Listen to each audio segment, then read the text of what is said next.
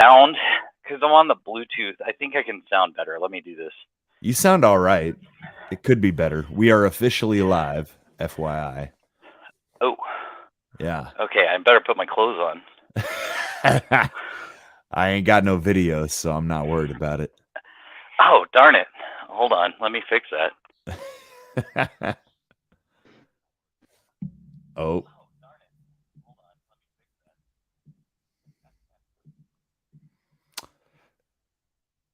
Well, we got Ando, and we've got Mike the Polymath, Easy Peasy Podcast, and Burn Babylon Burn / the Doom Kitchen.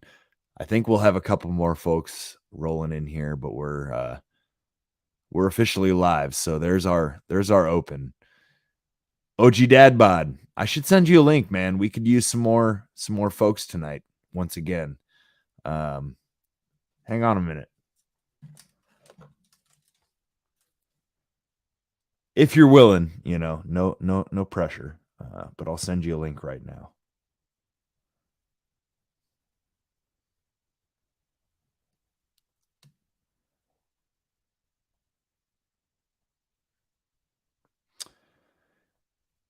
Seems like Ando is getting settled. He's at a hotel. There he is. What's happening, brother? What's up, man? Hey, can you hear me okay? Do I sound good? Yep, I can hear you. Oh, good. All right. So what do you have for this forum? Well, I've got some links. Man,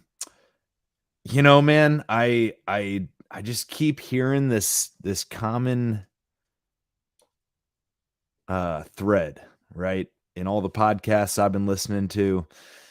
Have you heard the term anarcho-tyranny lately? Oh, a lot. Yeah. A lot. And you get to see it. So the term was coined by Sam Francis. He was a Mises guy. But you're seeing it play out a lot with these Soros DAs.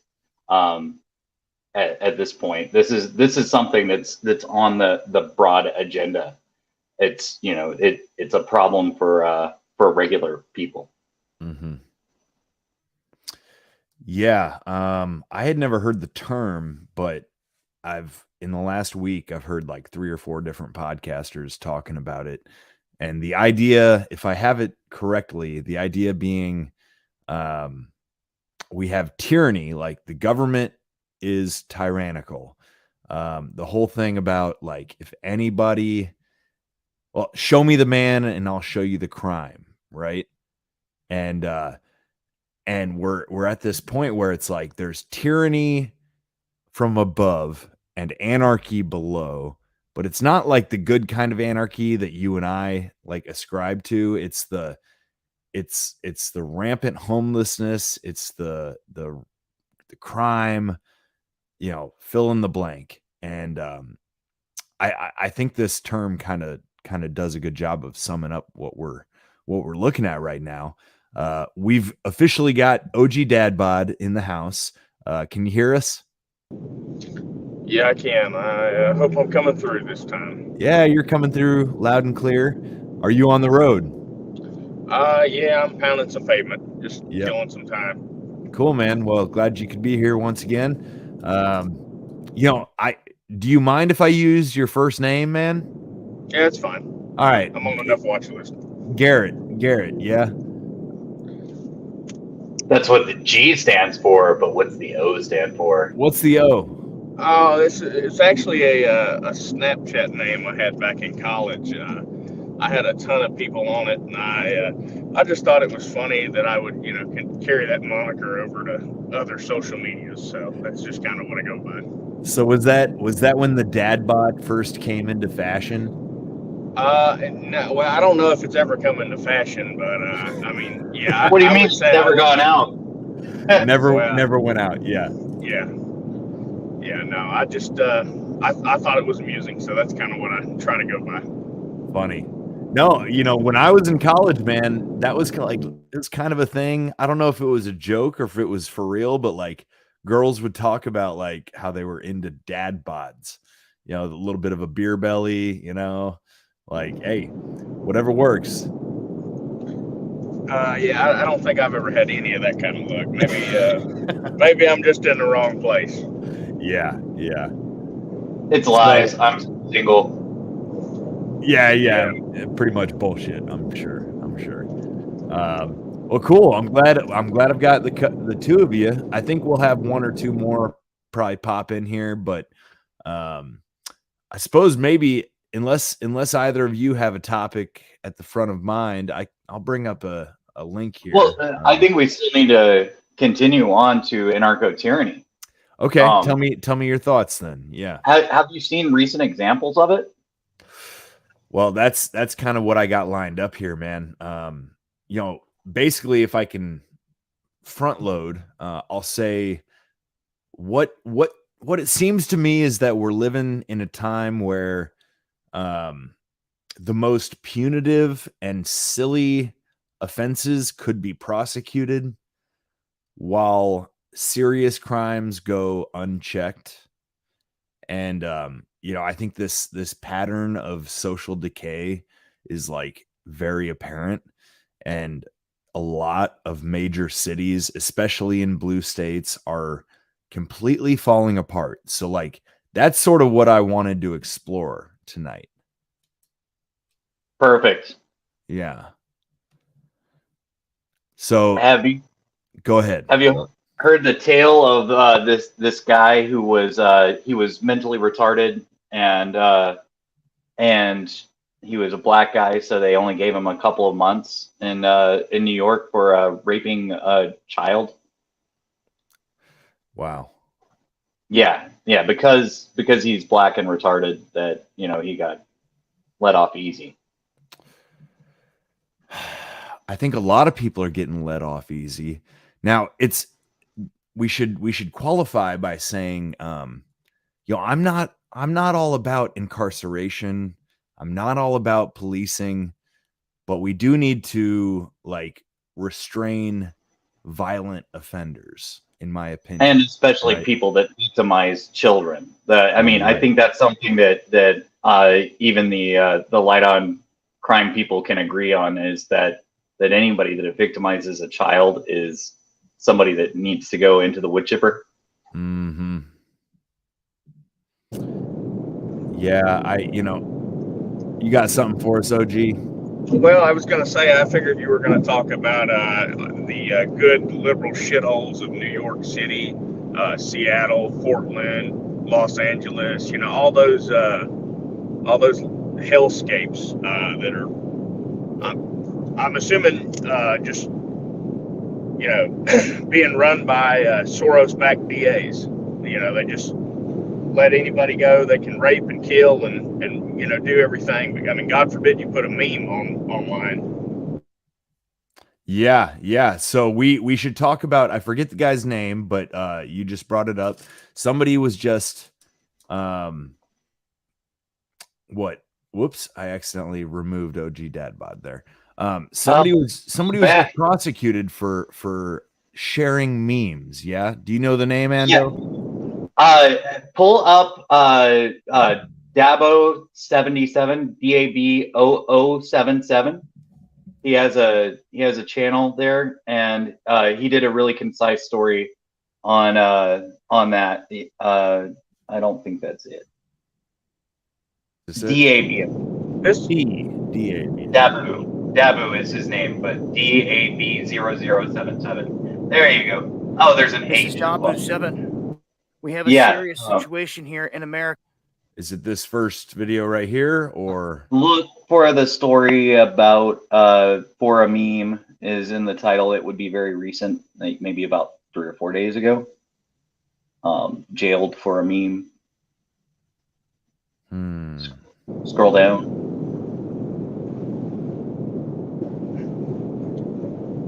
This is the cat in 2016 that shared the meme about text your vote, right? Or was that the vote on the day after? Yeah, no, he was making a play on, apparently like he was not the first person to tweet something about like text your vote, like you don't have to stand in line, but he kind of blew up, and it was satirical.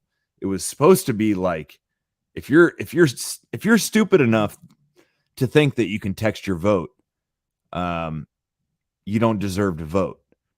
That is exactly what I said on my show when I was talking about this. Yeah.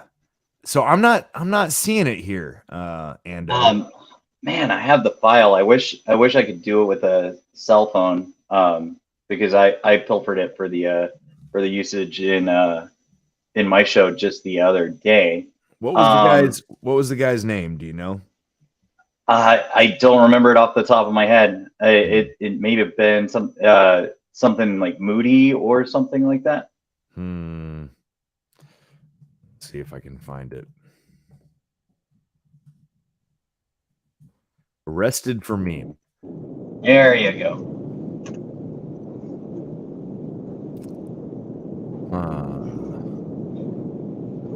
Now, Mike, you did say something I wanted to hit on. You said if somebody is stupid enough to believe that they shouldn't deserve to vote.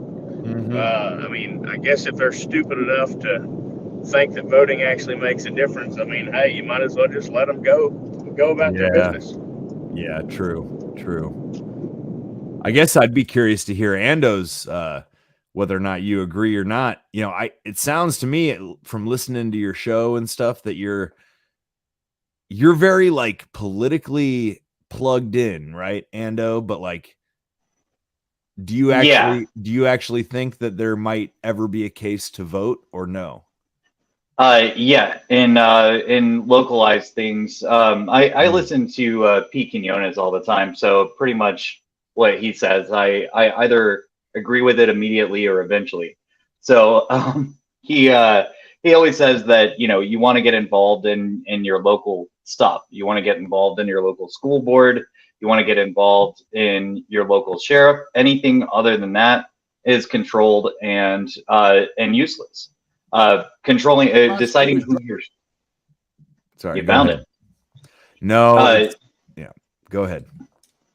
The sheriff is a very important entity in your area, especially whenever you've got all these unconstitutional gun grabs going on, things like the pistol brace, etc. If the sheriff say that the ATF can't do a raid on somebody in the area, usually that sticks. And we're getting to a point where we might not even have that protection at some point. So we all do need to be vigilant. As far as who the president is, that's just, you know, the ringleader of the clown show. And and so I mean, even if we get RFK, which I'm really stoked that he's running now, or Afro Man or Ye, if we get somebody great like that, it's going to be business as usual. If Biden kicks it tomorrow, and I'm expecting that to happen pretty soon, actually, I think I have a gut feeling. But if he does, nothing's going to change. It's going to be the same people that are running him, running the things afterwards. Yeah. You know, I'm trying to find this shit about the guy that was arrested for memes. I saw this, but I don't know his name. And it's a real motherfucker to try to search for shit these days. Nothing comes up easily. You have to really know what you're looking for. You know, I think all the search results are being censored.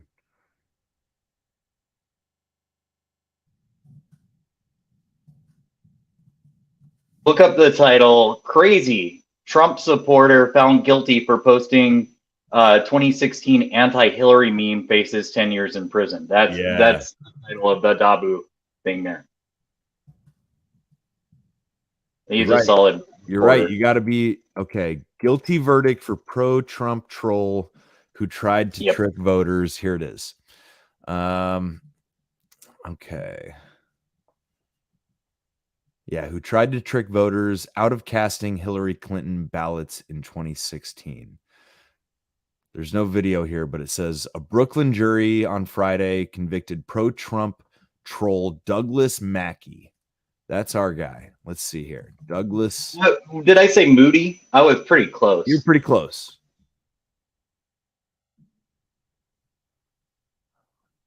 Douglas Mackey arrested for memes. Okay, hang on a second here. Yeah. Do I still have there- this page up? Yeah. Let's You move got. to one subject Okay. Can you hear it? Yeah. Hear him. Yep. All right, here we go. where I think we might disagree. We were messaging back and forth about this one earlier in the week, and it is the arrested for a meme situation. Ricky Vaughn is his fake name. Douglas Mackey is his real name. And for those of you who may not be familiar with the story, I covered it earlier in the week, but even my wife doesn't have time to follow all of my content. Douglas Mackey, 38-year-old Trump supporter, back in 2016, was making memes. Now, I happen to think the term meme is being abused in this context where there's a difference between memes and deliberate misrepresentation. Memes typically have a punchline, which is more than just deceiving, but we'll get there. So Douglas Mackey, back in 2016, leading up to the election, was messaging with a group of friends and talking about how they're going to make a bunch of memes to try to effectively joke about when the election date is and means of voting. Now, it was based on the indictment, the internal discussions among friends where they were deliberately trying to mislead people to vote by text or on social media. And so they went out on a campaign with a series of memes saying, stay at home, vote from home, something along those lines, or vote by text. All right, fuck this dude, because first of all, this is like a 15-minute video. And also, clearly, this guy is like coming at it from a certain angle. So I found. Well, he's a lawyer, and okay. he usually has understanding on things. This is Viva Fry and Barnes, Robert Barnes, I believe is his first name. Okay, should I let it go then? Yeah, let it go. Maybe not all 15 minutes. All Definitely not all 15 minutes. Let's get the basis of it. Yeah. As far as I'm concerned, is at the bottom of the image, it had small print, which was a disclaimer, not available in Puerto Rico, Guam, wherever, paid for by the Hillary Clinton 2016 campaign with what I think is the official H logo. Now, Robert, I know your concerns, but express your concerns in the abstract without this particular meme about where the is it the DOJ or where the prosecution is going with this type of criminalizing of speech. So there's three issues with this indictment that I see. The first is selective prosecution. So as one of our local subscribers noted, there were people whose tweets are still up, unlike these tweets, where Democrats were advising Republicans of the wrong, Trump supporters of the wrong date. And they were more effective, frankly. They were more liked, more retweeted, more shared, and appeared to be more legitimate because it was a person in a Trump hat looking like they're at a Trump campaign headquarters saying this event. That person hasn't been prosecuted at all. None of the people involved with it have been prosecuted at all. And so you have very selective prosecution, and the First Amendment does prohibit selective prosecution. That's problem number one. Problem number two is venue. As will not be a shock at all, this prosecution comes out of New York, this time just the Eastern District, right across the river. And basically, even though none of the defendants, and not the main defendant currently, they list other co-conspirators that haven't indicted, none of them reside in the Eastern District of New York. None of them did this within the Eastern District of New York. The only tangential connection is that a few people who live in the Eastern District of New York texted responses to it. And on that basis, they're bringing an indictment. This is an abuse of the internal protocols and procedures for venue. Venue is supposed to be prosecuted where the defendant is or where the defendant transacted the activity. It's a constitutional abuse of venue because venue is supposed to be done in the jurisdiction in which you reside primarily. That's its principal objective, or where the crime took place. Because under this definition, anybody could prosecute anybody as long as there's any tie or connection whatsoever to that jurisdiction. And I don't know if Democrats have woken up to this, because someday there may be a Republican with an IQ over 50. Okay, well, so I think he's hitting on what I'm referring to, right? With this anarcho tyranny.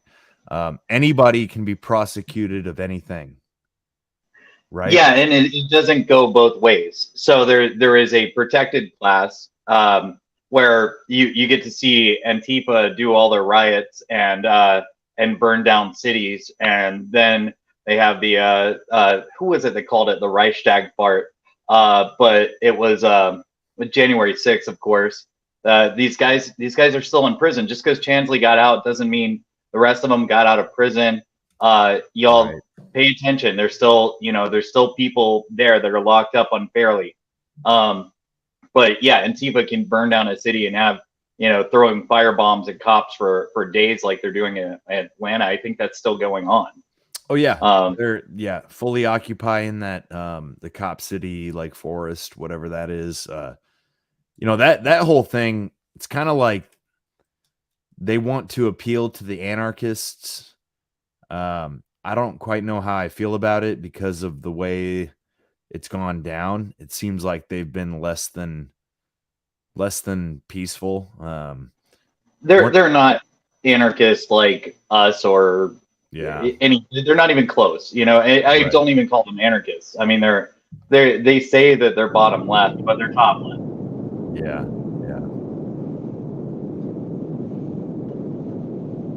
You got something, OG? I hear your truck. Well, I was going to say, I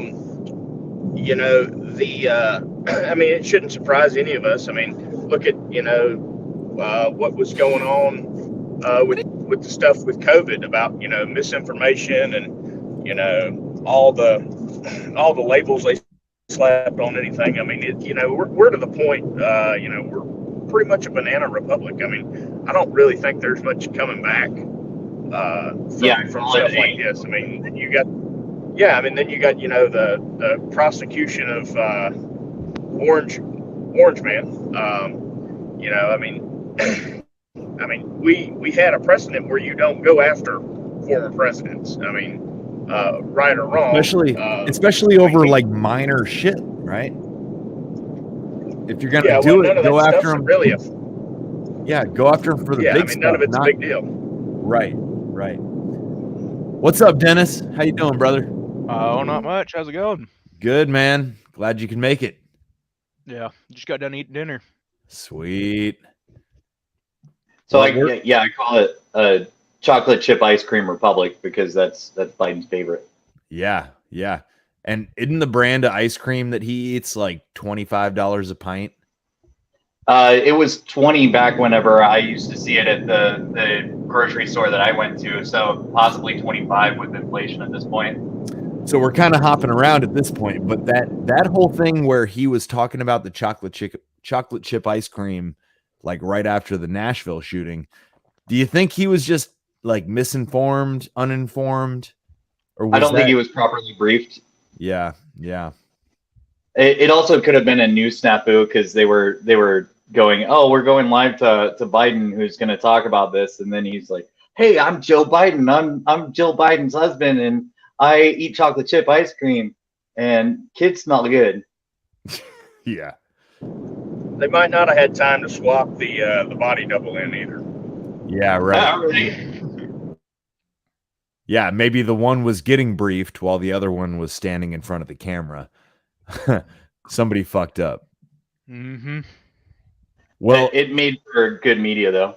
I'll be curious. I have not watched this, but I'll be curious to hear. I think this is Tucker Carlson talking about this Douglas Mackey guy. I don't know. Let's see what he has to say. I think this will lead well into another subject because, this is clearly an attack on the First Amendment, and the next clip I've got is sort of an attack on the Second. Similarly stupid as far as who's getting prosecuted, but I'm just curious to hear what Tucker says here. Good evening and welcome to Tucker Carlson Tonight. The defining principle of the American legal system, really of American life, the principle that has kept us free, is equal justice. And the principle is fairly simple. No matter what you look like or who your parents were or what your politics might be, the law treats you exactly the same way as it would any other American. In this country, justice is blind. Now, that's a lofty standard, but because Americans have long believed in fairness and because most of the people in charge of administering that system have behaved in good faith, this country has, for the most part, lived up to its core ideal for 250 years, making it the greatest country in the world. But the populist surge of 2016 changed everything. Permanent Washington suddenly felt more threatened by its own voters, by American voters, than by any foreign adversary. Donald Trump, to them, seemed more dangerous than ISIS. They panicked. And in their panic, our leaders decided to turn the American legal system, as well as the American intel agencies, and if necessary, the US Army, against their political opponents. They felt they had no choice. In doing this, they abandoned the ancient principle of equality under the law, and they replaced it with what is effectively a loyalty oath. Opponents of the regime became enemies of the state. That's a huge change, and you're seeing the results of that change tonight. Just 24 hours after a Manhattan grand jury indicted Joe Biden's rival in the next presidential race, another jury, also in New York, convicted a Republican social media influencer called Douglas Mackey. What did Mackey do wrong? Well, Douglas Mackey's crime was mocking Hillary Clinton voters online. You're seeing on your screen the meme that Mackey posted on Twitter during the 2016 election. In that meme, Mackey suggests it's possible to vote for president by text message, because only Hillary voters could be stupid enough to believe something so absurd. But of course, in real life, no one did believe that. Mackey's insult did not alter a single vote in the election, and no one has proved otherwise. The government brought forth not a single victim of this crime. It couldn't. Douglas Mackey was joking. Nobody believed he was a federal election official. And in fact, his social media profile pictured a Donald Trump hat. It was unmistakable. This was mockery. But in the wake of the 2016 election and the rising hysteria about Donald Trump, mocking the Democratic Party became a crime. So as a result, tonight, Douglas Mackey faces 10 years in prison. The case against Doug Mackey is the... So, okay, I'll pause it there. This feels similar to what they're going after Trump for, right? Because they're not claiming that what he did was necessarily illegal, except in terms of election campaign finance stuff, right? Do I have that correct? Like they're arguing they're arguing that he was paying off Stormy Daniels in order to withhold useful information about himself that might have an effect on the election. And it's just such an ironic claim given what we know about, you know, the Hillary Clinton emails, the Hunter Biden laptop, fill in the blank, right? Yeah, it's just completely absurd that it's held up to standard for one side but not the other. But whenever you just have that kind of banana republic, as you put it, Ando, yeah, it's what happens. You know, one party takes power and they never let go.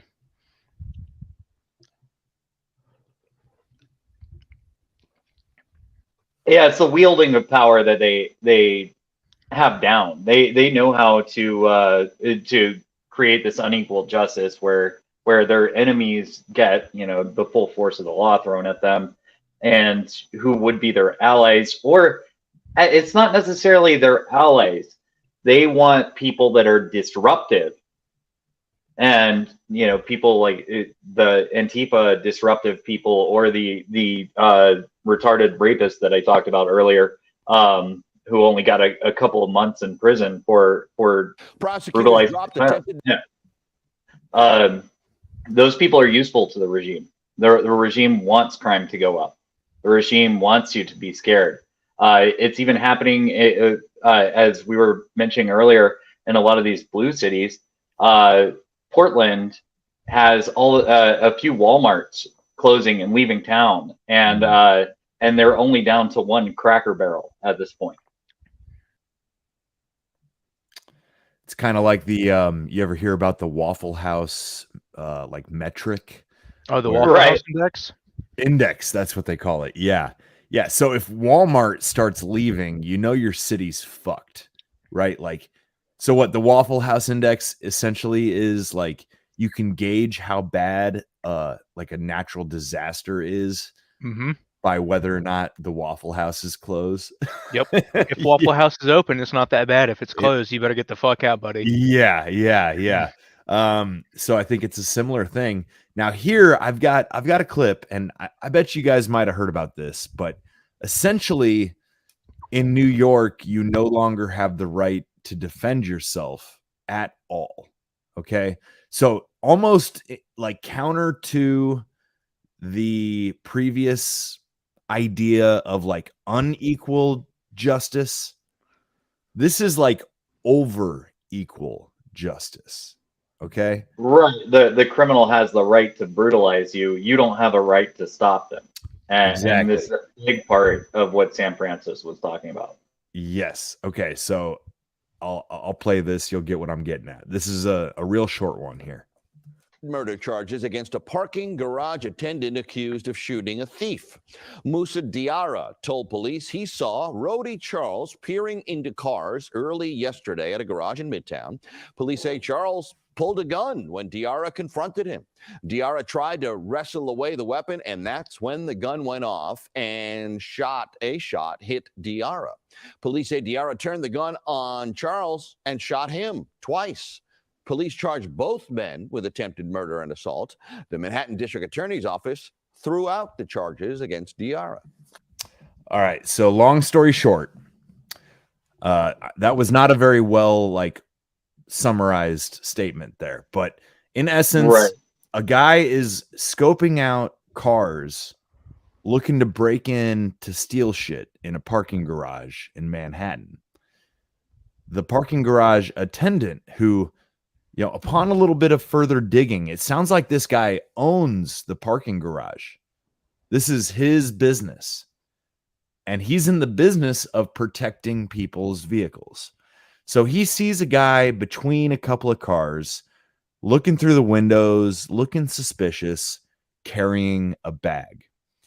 And he calls the guy out, and they it sounds like they went kind of towards like the front booth or the office or whatever. And he says, why don't you show me what's in the bag? Kind of, assuming that this guy might have already stolen something. And the guy pulls a gun out of the bag, and they wrestle over the gun. The parking lot attendant owner gets shot once in the stomach and a second time in the ear, according to what I read. I had to read some articles to get a better picture of this, but he gets shot twice. He wrestles the gun away from the guy, shoots the thief in the chest. They both go to jail. Or I'm sorry, they both go to the hospital. They both get charged. This parking lot attendant wakes up after surgery, handcuffed to his bed. And they ended up dropping the charges, but apparently the cops and the prosecutor thought it was a good idea to claim that this guy had no right to take the assailant's gun away and turn it and fire. They both got charged with attempted murder and possession of a lethal weapon. And the weapon belonged to the criminal. It was only in the possession of this parking lot attendant for what you might imagine like less than a minute, right? But they got charged with the same crime, and only after public outcry did they drop the charges. I mean, how crazy is that shit? Yeah, I feel like it's going to be a much more common thing, especially in like New York and Los Angeles and places like that, where you just absolutely cannot have any sort of self-defense, because that means that you're trying to better yourself, and God forbid you protect yourself either. Mm-hmm. God forbid you take agency over yourself as well. Right. Yeah. Sorry. Go ahead, Ando. Go ahead. That's the key to this, because it's all about responsibility. And if you decide that you're responsible for your own self-defense, your self-protection, then they're going to throw the book at you.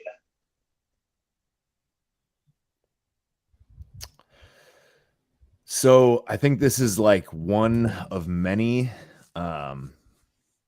symptoms, right? We've got this like over policed, under policed situation, this anarcho tyranny. And I think there's no place that shows it better than San Francisco. Now, this is not a super new. This particular story 2 days is old, right? I'm the sorry? guy who got the Silicon Valley guy who started. Yeah. He started. So yeah, it's only 2 days old. well, I've got that, but I was going to show something else first. Oh, okay. Sorry. So this has been going on for months. But I first heard about it on No Agenda a couple weeks ago. But this is a wild phenomenon, and apparently it is a recurring phenomenon. So check this out. Over the Bay Area. That's where our next story takes us. More and more fights are happening at a popular mall there in the San Francisco area. It's gotten so bad that city officials have said these fights are overwhelming for security and for police. For more on that and what's happening and what's being done to stop this, we're being joined right now by Fox 2 Bay Area reporter Christian Kaftan with the latest on what exactly happened at this mall over the weekend. Christian, what more do we know? Yeah, as you said, those fights have been happening. They happened late last week. They've been posted to social media, each one more appalling than the last. And now the mall has stepped up security, and there are police here on scene. Video after video are circulating on social media of a series of fights at Stonestown Galleria Shopping Center in the city's Lake Merced neighborhood. One showing assailants kicking a person on the ground, another showing an assailant pushing someone into a door. Okay, so apparently this one particular mall has had multiple brawls over the last couple months. Dude, the last place I want to be is a mall, except for maybe in Salt Lake City, where the malls are they're well attended and they're not crime holes like the rest of the malls. But all the malls are falling apart. They're just and this seems, I'm in Salt Lake right now, and it seems like the only place where there is a mall culture still. Most everything is moved to Walmart, Amazon. So I heard a story about a guy. I can't remember where I heard this. It was on some show, but it was like an Asian guy who went to a mall in a city that he was not familiar with, and it turned out that was the black mall. And that he was told at some point, like, yo, you came to the wrong mall. Like, you need to go to the Asian mall across town, which I'm like, I've never heard of such a thing growing up in Indianapolis. A mall's a mall, but huge rivalry between those two cultures. A lot of people don't talk about it, especially whenever there's a Stop Asian Hate campaign. Well, so this is Stones Gate Mall in San Francisco, and apparently these are like high school kids that have made a habit out. It's like Fight Club. It's like for fun, or like, I don't know, maybe it's rival like groups or something, but for some reason the mall is the venue for their group fights. And it's brutal, man. These videos, like, I almost don't want to play anymore because you get the idea, but this is like full-blown brawling, dude. Like, here, we'll just watch a little bit more. Company, Brookfield Property. The company's saying they take the situation seriously and they will not tolerate it. They say the fights are a violation of their code of conduct, and they're working with San Francisco police to increase security. Inside Stonestown. So it's like apparently these kids are like texting each other like, we're gonna meet at the Sears today, and like tomorrow we're gonna fight at Target. It's like, this shit is fucking crazy, man. Right? Yeah. Have you seen the videos of people going into jewelry stores with hammers and they just bash the glass and case open?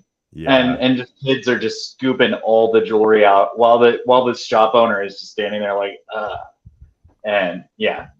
Well, do y'all remember that brawl that happened on the cruise ship? This was like, Oh yeah, I think I heard yeah, over about the that. summer. Yeah, yeah. you remember that? Yeah. Yeah. I mean, I'm not trying to like by any means make this racial, but But The big butt. it's a big fat butt. It's a big fat black butt, you know? Like Right. what like there's something going on there like culturally. I don't think I've ever seen a group of white kids like brawl, let alone like white adults, right? But on that cruise ship, that was like 30 or 40 like full-grown adults beating the shit out of each other on a cruise ship where like most people have the common like sense and decency to recognize like, hey, we're all on this boat together, you know? Like starting a brawl on a boat is a really bad idea, man. yeah, Yeah. you would think so. Yep, people still seem to do it. Shit, dude. Like You got to bring back keel hauling for that. I have no solutions here, fellas, but I'm just saying, like, what the fuck? What you got, OG? Well, I was gonna say, I mean, I don't know if you guys have been following Scott Adams. He's kind of been in and out of the news over the last month, but I mean, I know myself. I try to stay out of places because Your signal's bad, Yeah, you're breaking up. You're breaking up on us, buddy. but I get what you're saying. When Scott Adams says stay away from black people, it's probably a good idea. Yeah. I did hear about that. But to be fair, okay, it's like two sides, same coin. White people are not any less crazy right now. Okay. Check this shit out. But rally games will say that. Speaking of fucking San Francisco, so much shit's going down in San Francisco right now, right? So this was there was a speaker that came to like San Francisco State College and got totally like shouted down. You know what? It was the female collegiate swimmer who has spoken out against what's his face. Somebody tell me, do you remember the name of the guy who's swimming against the girls and kicking their asses? Oh man. shit! I know who you're talking about. Fuck. Hang on, let me Google him real quick. You know his name, Ando? I do, but for some reason it's not in my head at the moment. Well, Brad it'll- Binkley on the propaganda Leah Thomas. report. I'll- Leah Thomas. that's Leah it. Thomas. Yeah. Leah Thomas. Yeah. All right. So this is the anti-Leah Thomas going around saying, hey, what the fuck is the point of like female sports if you're just gonna let men kick our asses? And go ahead. There's a reason that the sports have been separated by gender for such a long time, and the reason is not identity. The reason is biological. And if this person wants to compete in sports, they should have to compete all along their biological line. I'm sorry, that's just the way it should be. And yeah, these guys they love being big winners. You know, like the one that's in the UFC, for instance, loves to beat up women. Mhm. And yeah, this stuff is insane. It needs to stop. The sports were divided for a reason, and the reason is that women can get injured by a man a lot easier than a man can get injured by a woman. Well, not only could a woman be injured by a man like in the ring, so to speak, in the competition itself, but now apparently they can be injured outside of the ring by pro-trans activists who take it upon themselves to physically assault women athletes. Okay, that's where we're at right now. Check this out. She's not afraid. So last night, Gaines went to San Francisco State University to talk about her experiences in NCAA swimming. And Riley Gaines is not a hater. She is a measured, decent person who believes in logic and reason and finding common ground with people who disagree with her. She does not think she is God. But that fact, does not believe she's God, makes her a terrifying threat to the zealots who do believe they're God. And so at San Francisco State last night, the zealots attacked her. A mob surrounded Riley Gaines and prevented her from moving through the hallways. At one point, the thugs said they wouldn't let her pass unless she. During the chaos, a man dressed as a woman punched her several times. The mob howled with rage, screaming threats and obscenities. We're not overstating. Here's what it looked like.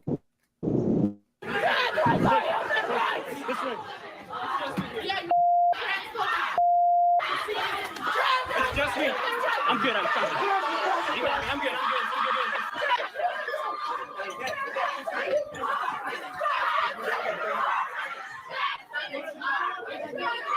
I'm coming. I'm good. I'm good. Trust me. I'm good. Go ahead. All right, I'm gonna pause for a second here because it's probably hard to hear, but it's a crowd of people shouting, "Trans women are women." One person shouted something like, "Fuck you, you transphobic bitch." Yeah, the other thing that they're shouting is trans rights are human rights. Like they don't have human rights. They have every right that we have. They want extra rights. They want privileges, and that's what this whole thing is about. They want the privilege to beat the shit out of women in a wrestling ring.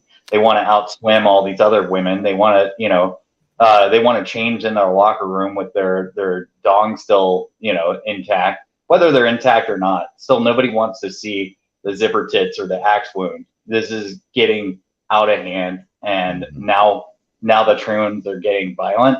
So Well, so apparently the person who assaulted this gal was a cross-dressed male to female, and apparently she got punched in the face. This swimmer who is going around, making a stance saying that athletics are a no-go zone for trans people. Like, if you want to be an athlete, you have to compete within your born gender, because otherwise it's not fair. And they assaulted her like a mob. Like, this is crazy, man. This just happened not very long ago. I think it was Friday. Yeah, yesterday or the day before. Crazy. Wow. I did not hear about this. Let's maybe watch the rest. Yeah. It looks like OG Dadbot also posted something if we might want to check out here in a second. You got a link, OG? Yeah, it's in the chat. In the chat. Oh, cool. I muted you because the noise was coming through. That's my fault. I don't see a link in the chat. Oh, you don't? Well, I might be in the wrong chat. Yeah, it's here in the StreamYard. Yeah. Oh, private chat. Okay, I got it. Yep. You want to front load this, OG? Well, we've got these mentally ill people that get to roam around freely in society. And so, they've been talking about for years, there's no difference between men and women. And then you have this transformer get in the ring with this woman and just beat the teetotal fuck out of her. I mean, it is brutal. I don't know if the video is in the link, but I mean, ended up breaking her skull.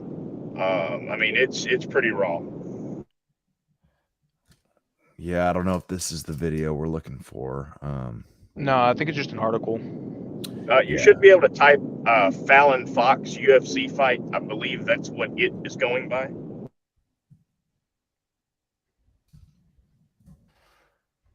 So did this happen recently, this fight? That I'm not sure. I know it's been making the rounds on some of the stuff I follow. Fallon Fox? I think that's yeah. Oh yeah, here it is. Second link down. Okay, all right. That's the full fight though. We are set for 3 rounds of action. CFA. Yeah, go to the end. Nice round for Alana. She trapped. All I don't know right. if So this is it. is this it? No. Yeah, because I remember seeing some like pictures of the chick that fought her, and she looked rough. Yeah, I mean, it broke her skull. Yeah, type in UFC fighter breaks skull. I think that's what I got it to come up as.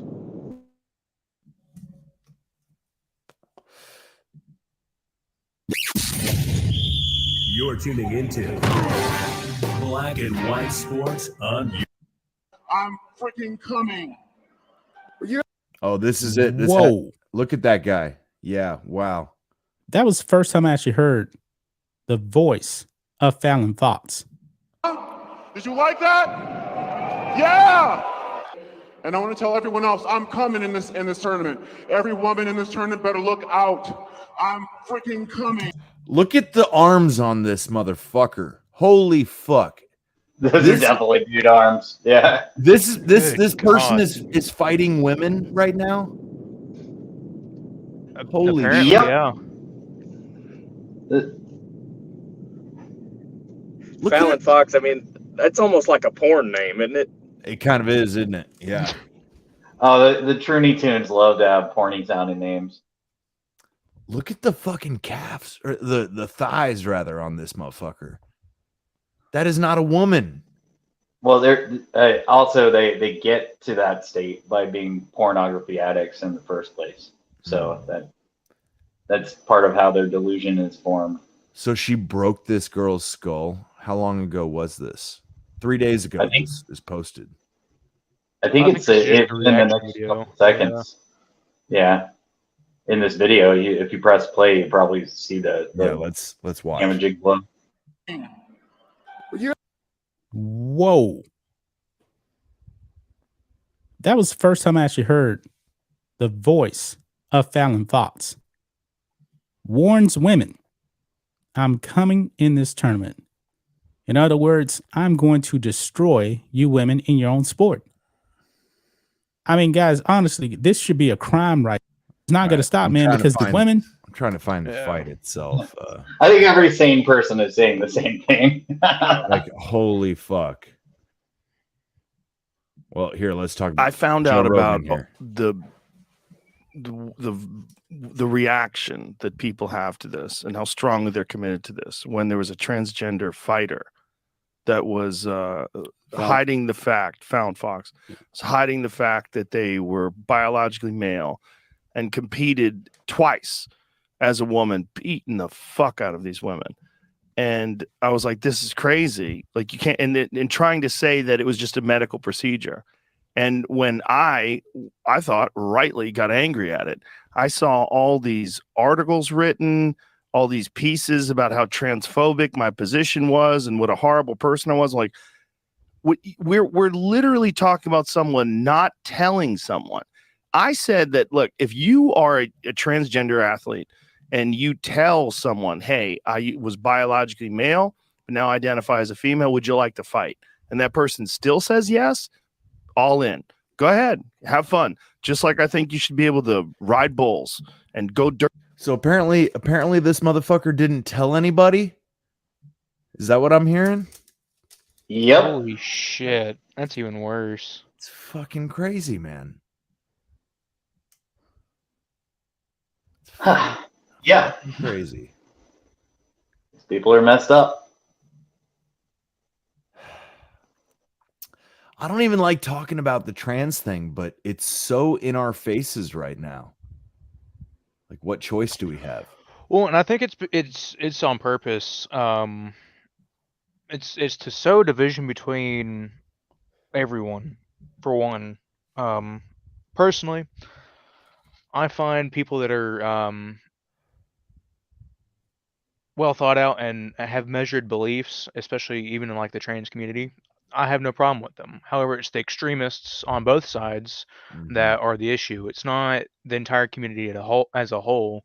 it is very much the ones that feel like that they need privileges versus the well thought out and measured people that realize that they have just as many rights and don't need extra rights or rights and privileges because they have just as many rights and privileges as we do. Right. They think they should have extra rights because they have a sexual fetish that they want to rub in everybody's face. Yeah. Male power lifter enters women's event, breaks record. Oh, I heard about this one several months ago as well. Garrett sent this. My understanding of this is it was done as like a troll. Oh, really? That was Zuby, right? Didn't Zuby do this? I think it's. I think it was actually one of the people on the Canadian national team. That's my understanding that they were like, there's got to be some, deviation on, how we're gonna treat this. Look at this. He then casually bench pressed nearly 370 pounds, beating the current Alberta world's record by almost 100 pounds. Yeah, and that previous record was also held by a trans athlete. And really? Andreas. Yes, it's saying right there in the second. Oh my god! Down. Oh my god! So it was already fucked. Yeah. In Canada, things are a lot worse. If you try to resist this stuff, you can get criminally punished. Oh yeah. So yeah. I mean, speaking of the guy getting criminally charged for sharing memes, yeah, freedom of speech is like it's on the edge, man. People, in some spots. There's a guy who was trying to stop his child from transitioning and his crazy mother. There's a case in Texas, but there was also a case in Canada. That guy got punished by the law. Yeah, we're in dangerous territory here, fellas. Was it Dennis that was talking about the not having an issue? I don't have a crime scene block. Sorry, go ahead. I was going to say I don't have any problem with somebody who goes through the entire process. They go through therapy, they fully transition. But I mean, when you're playing dress up and you expect everybody to treat you like everything's just fine and dandy, that's where I think I and a lot of people have a problem. Yeah. I mean, there's several people on Twitter that I follow that are trans, and they're some of my coolest mutuals. I mean, I talk to them quite a bit, and they're very level-headed. Aichley, Ayyychley, she's one of them. She posts great threads on how she's not a victim, she's not oppressed. She has just as many rights as anyone else does, and it's the people that are taking over that movement that are trying to push for more privileges than what's necessary. I mean, it's those kind of people that I support. However, it's the people that are trying to take it over and just basically turn it into, I guess you could say, like a superior class of citizen is where I have a problem, really.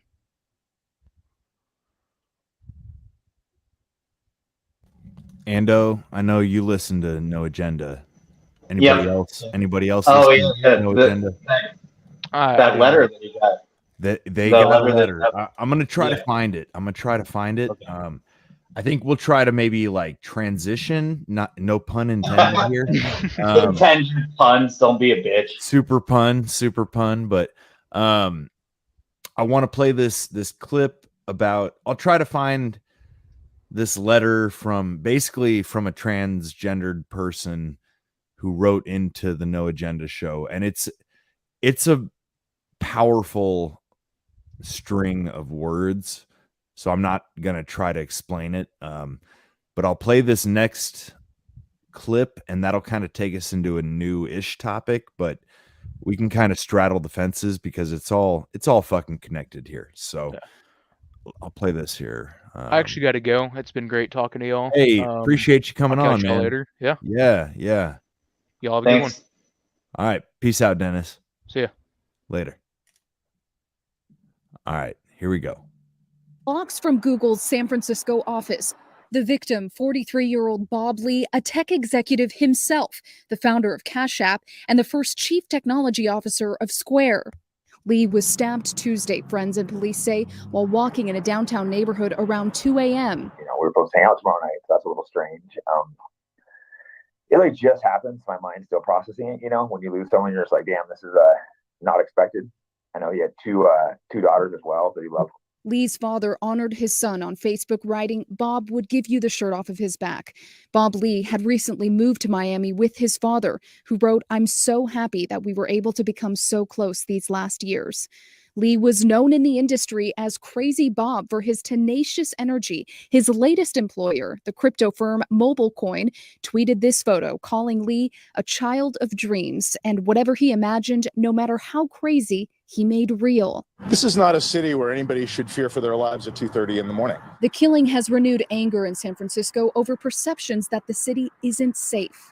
On Twitter, Elon Musk claimed, "Many people I know have been severely assaulted," then pushed the district attorney to do more to incarcerate repeat violent offenders. And for too long, the leaders of San Francisco have ignored the basics. Joel Engardio worked on the successful recall campaign of the previous progressive DA last year, then won a city supervisor seat, defeating the incumbent by running on a public safety agenda. Residents are feeling like the city is not working for them, and they just want clean streets, safe streets, and good schools. And they don't understand why the city hasn't been able to deliver. Still, violent crime overall is falling in San Francisco compared to previous decades. This is the 12th homicide this year, according to police data. It's falling. It's just not getting reported. Yeah, I doubt it. I doubt it's falling over. Well, how'd she phrase that? It was intentionally. It's falling over the past year. So apparently last year was more violent, but this year is only. I think she said different. She said something about previous decades, which is very vague. Like which decades? Understand why this. Go ahead. I was going to say I can cut in on that previous decade. If I'm correct, crime would have peaked kind of in the late 70s through the crack wave in the 80s, and then started kind of slowing down in the early 90s. Yeah. So yeah, the way she says it is very weird, but I think she says, we'll see, but I think she says it's fallen over quote unquote previous decades, which doesn't mean a whole lot. Well, to deliver. Still, violent crime overall is falling in San Francisco compared to previous decades. Yeah, right. Compared to previous decades. What the fuck does that mean? This is the 12th homicide this year, according to police data. Baltimore, with fewer people, reports nearly 70. Okay. All right. Good for you, San Francisco. I hear there's people shitting on the sidewalk in San Francisco.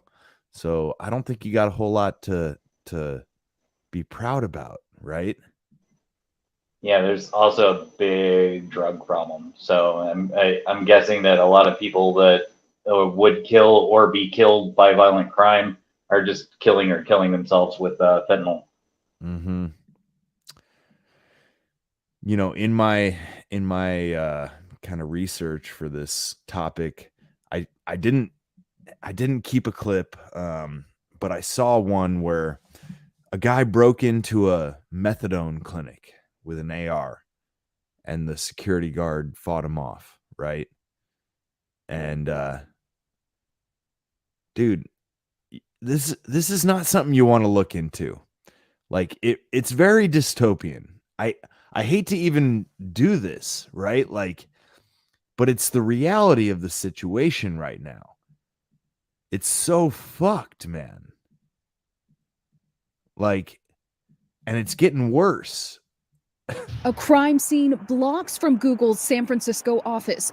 The victim, 43-year-old Bob Lee, a tech executive himself, the founder of Cash App, and the first. I already played this one, didn't I? Or is this? Hold on. You did. Yeah, I did. Hang on. So is there something bigger at play with the Cash App, with the Fed going to roll out the new CBDC I kind of wonder the same. I mean, what do you know about this guy, Ando? I don't know a whole lot, but that's a really interesting suggestion. There's also been a string of crypto guys dying over the last couple of months. Yeah. Maybe about 2 months ago, there was about 5 guys that were heading crypto companies. All died right before the big FTX thing happened. And Cash App is a major like crypto. It's not an exchange necessarily, is it? Well, you can pay somebody in Bitcoin with Cash App. Yeah. But it's not like Coinbase or FTX or I don't know. Whatever. Yeah, it does seem just a little bit fishy, right? This guy got stabbed like right outside of his place, it sounds like. Apparently, isn't the Go ahead. Sorry, I didn't mean to jump on you there.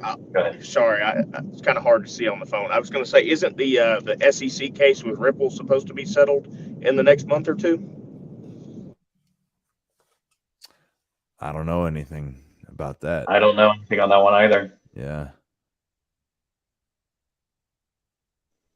The only thing I know about Ripple is I had an Uber driver tell me that that's the thing to invest in. He said it's going to be bigger than Bitcoin, but that's what guys say sometimes. Yeah. Well, and if I understand correctly, didn't they shut it down basically for being was it a currency or something? I mean, I know they pulled it off all the exchanges other than I think is it Binance? Well, he said the reason was that's the one that all the big bad guys are behind. So it seems kind of weird if they're going against them criminally, but yeah. We'll see. They have a deal. I was going to say I think they have a deal with the World Economic Forum. It's huge overseas, their processing network.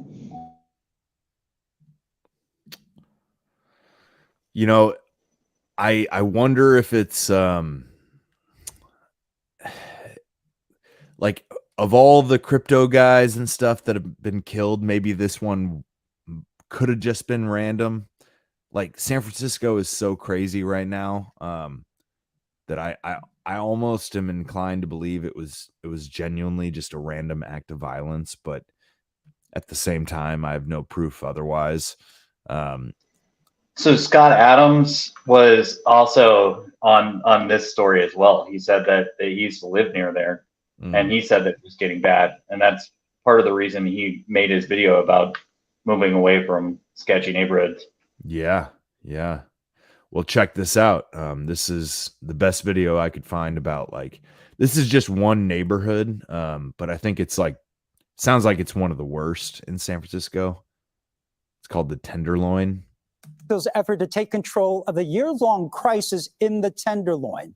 The emergency declared by Mayor London Breed in 2021 was supposed to be a full-court press against homelessness and drug problems, and everyone agreed had spun out of control. Wilson Walker continues our update on where things stand now with a look at how the city is trying to deliver help to those on the street. Well, helping the Tenderloin was always going to depend on helping those who we see on the streets every day, the homeless, those struggling with addiction in the midst of the opioid crisis. Saving the neighborhood means finding answers for each person out there when any single case can be a long, complex endeavor. There's more work than we can handle out here. I just had a woman come and tell me that a tent moved from one corner to another, and we have to explain to people that right now we've got rules we have to work with. Surrounded by frustrated residents, fed-up business owners, Mark Meza is taking on a challenge some might think impossible. Working for the city's Department of Emergency Management, he is the Tenderloin Streets Operation Manager, and he sees a lot of these streets. They're going to go to Oak Barrel. Do a lot of walking, yeah, probably about 50 miles a week. And all of the walking reflects another shift in city strategy, this one driven by the December closure of what debuted as the Tenderloin Linkage Center. Once the Tenderloin Center closed, we had to focus 100% on bringing those services to the street. So that's when we divided the neighborhood into 4 different areas, and every day we work that area. We go through 7 days a week. HSH, DPH, DPW, we clean up. We offer to get people in the shelter. We do wellness checks. If somebody has somewhere to live already, or if they're already sheltered, we try to get them back there. It is a slow, day-by-day, case-by-case process that often means revisiting the same people in the same tents for months with occasional breakthroughs. Oh yeah, we had somebody who it was a couple, and we had a couple of navigation center beds down in the Bayview. But then there is the scale of the challenge in a city with an unsheltered homeless population of about 4,400. We can't keep up.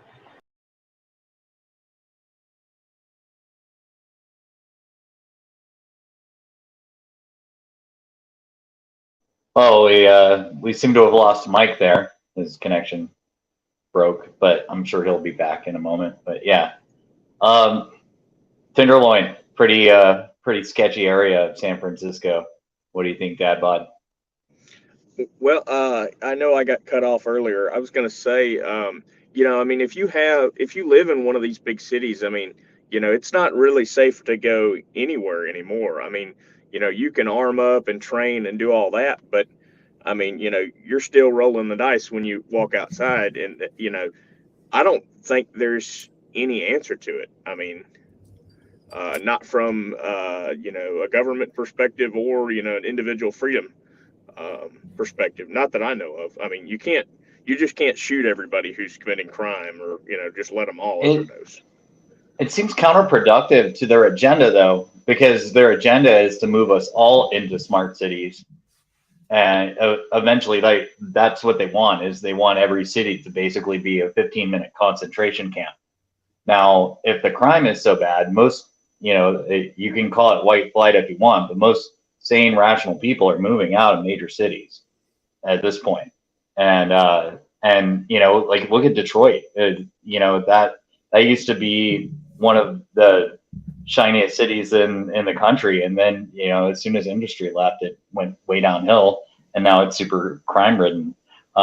There's places that I don't like to go outside, places like St. Louis, where the crime's super high, or places like Chicago where that there's gun battles every night in certain areas there. It seems counterproductive to their agenda, and their agenda is to move us into these concentration camps. But we see Trump has been promoting freedom cities, and maybe that's the right-wing trap for the 15-minute city that he's promoting. So maybe that's the next big step there.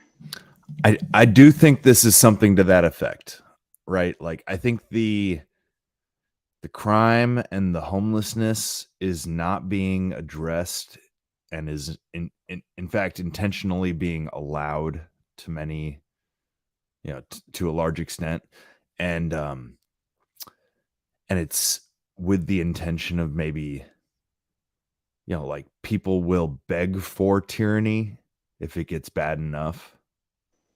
Yeah, I think that's a big part of the agenda, is that they want the sane, rational people to eventually beg for their own subjugation, because that's what it will be.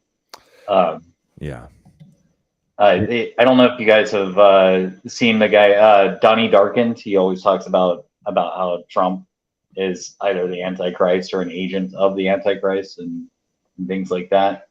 But he talks about the whore system, the Babylon system / the harlot system, as nice people call it, and that being destroyed and replaced with the beast system, which could be the level of really structured, and crimes are actually punished, that kind of thing. But I think that's going to roll in the style of Noahide laws that they've had on the books for a long time. The Bush put it into an education bill back in the early 90s, the old Bush. So, and it has not been gotten rid of at this point. Yeah, I think this is like the last link I'm going to share. Pretty sure Pretty sure I went through all of them. But I'll say that this is about Portland, right? I spent some time in Bend, Oregon, and the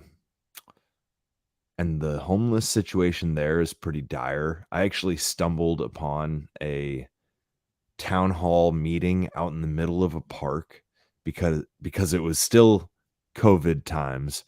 And so nobody wanted, in Bend, Oregon, nobody wanted to go to the town hall. They met in the park, and I just, I was on a walk. I was out there visiting, and I listened to the whole thing, and there were people that you could tell were left leaning, but were so frustrated with the homeless problem that they were like, we have to do something. We can't just allow it. Of course, the argument was like, we're either helping them too much or we're not helping them enough. That's what I heard while I was there. And this here is about Portland, and it's got a very similar kind of vibe. Months, we've been asking this question: is Portland over? And tonight we begin a series of reports focusing specifically on the homeless crisis. And I start tonight by taking you to a neighborhood that's simply overwhelmed. It's a snapshot in time documenting the cycle of this human tragedy.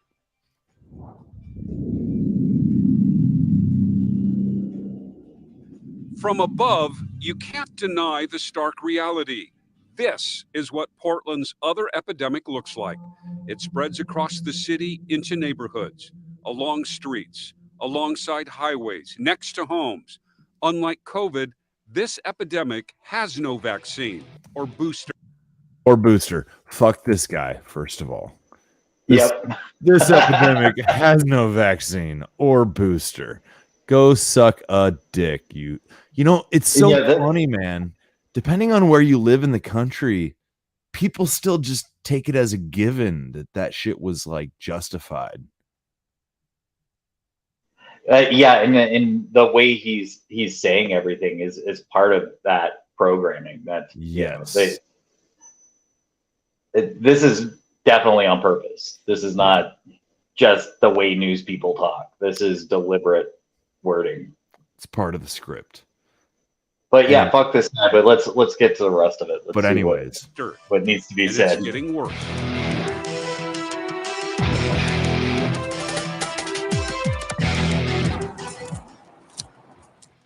This is what it looks like from the ground.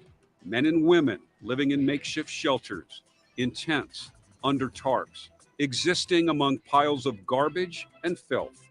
Some are living in broken down trailers parked along the street, surrounded by that's just Coachella. Belongings. Say what now?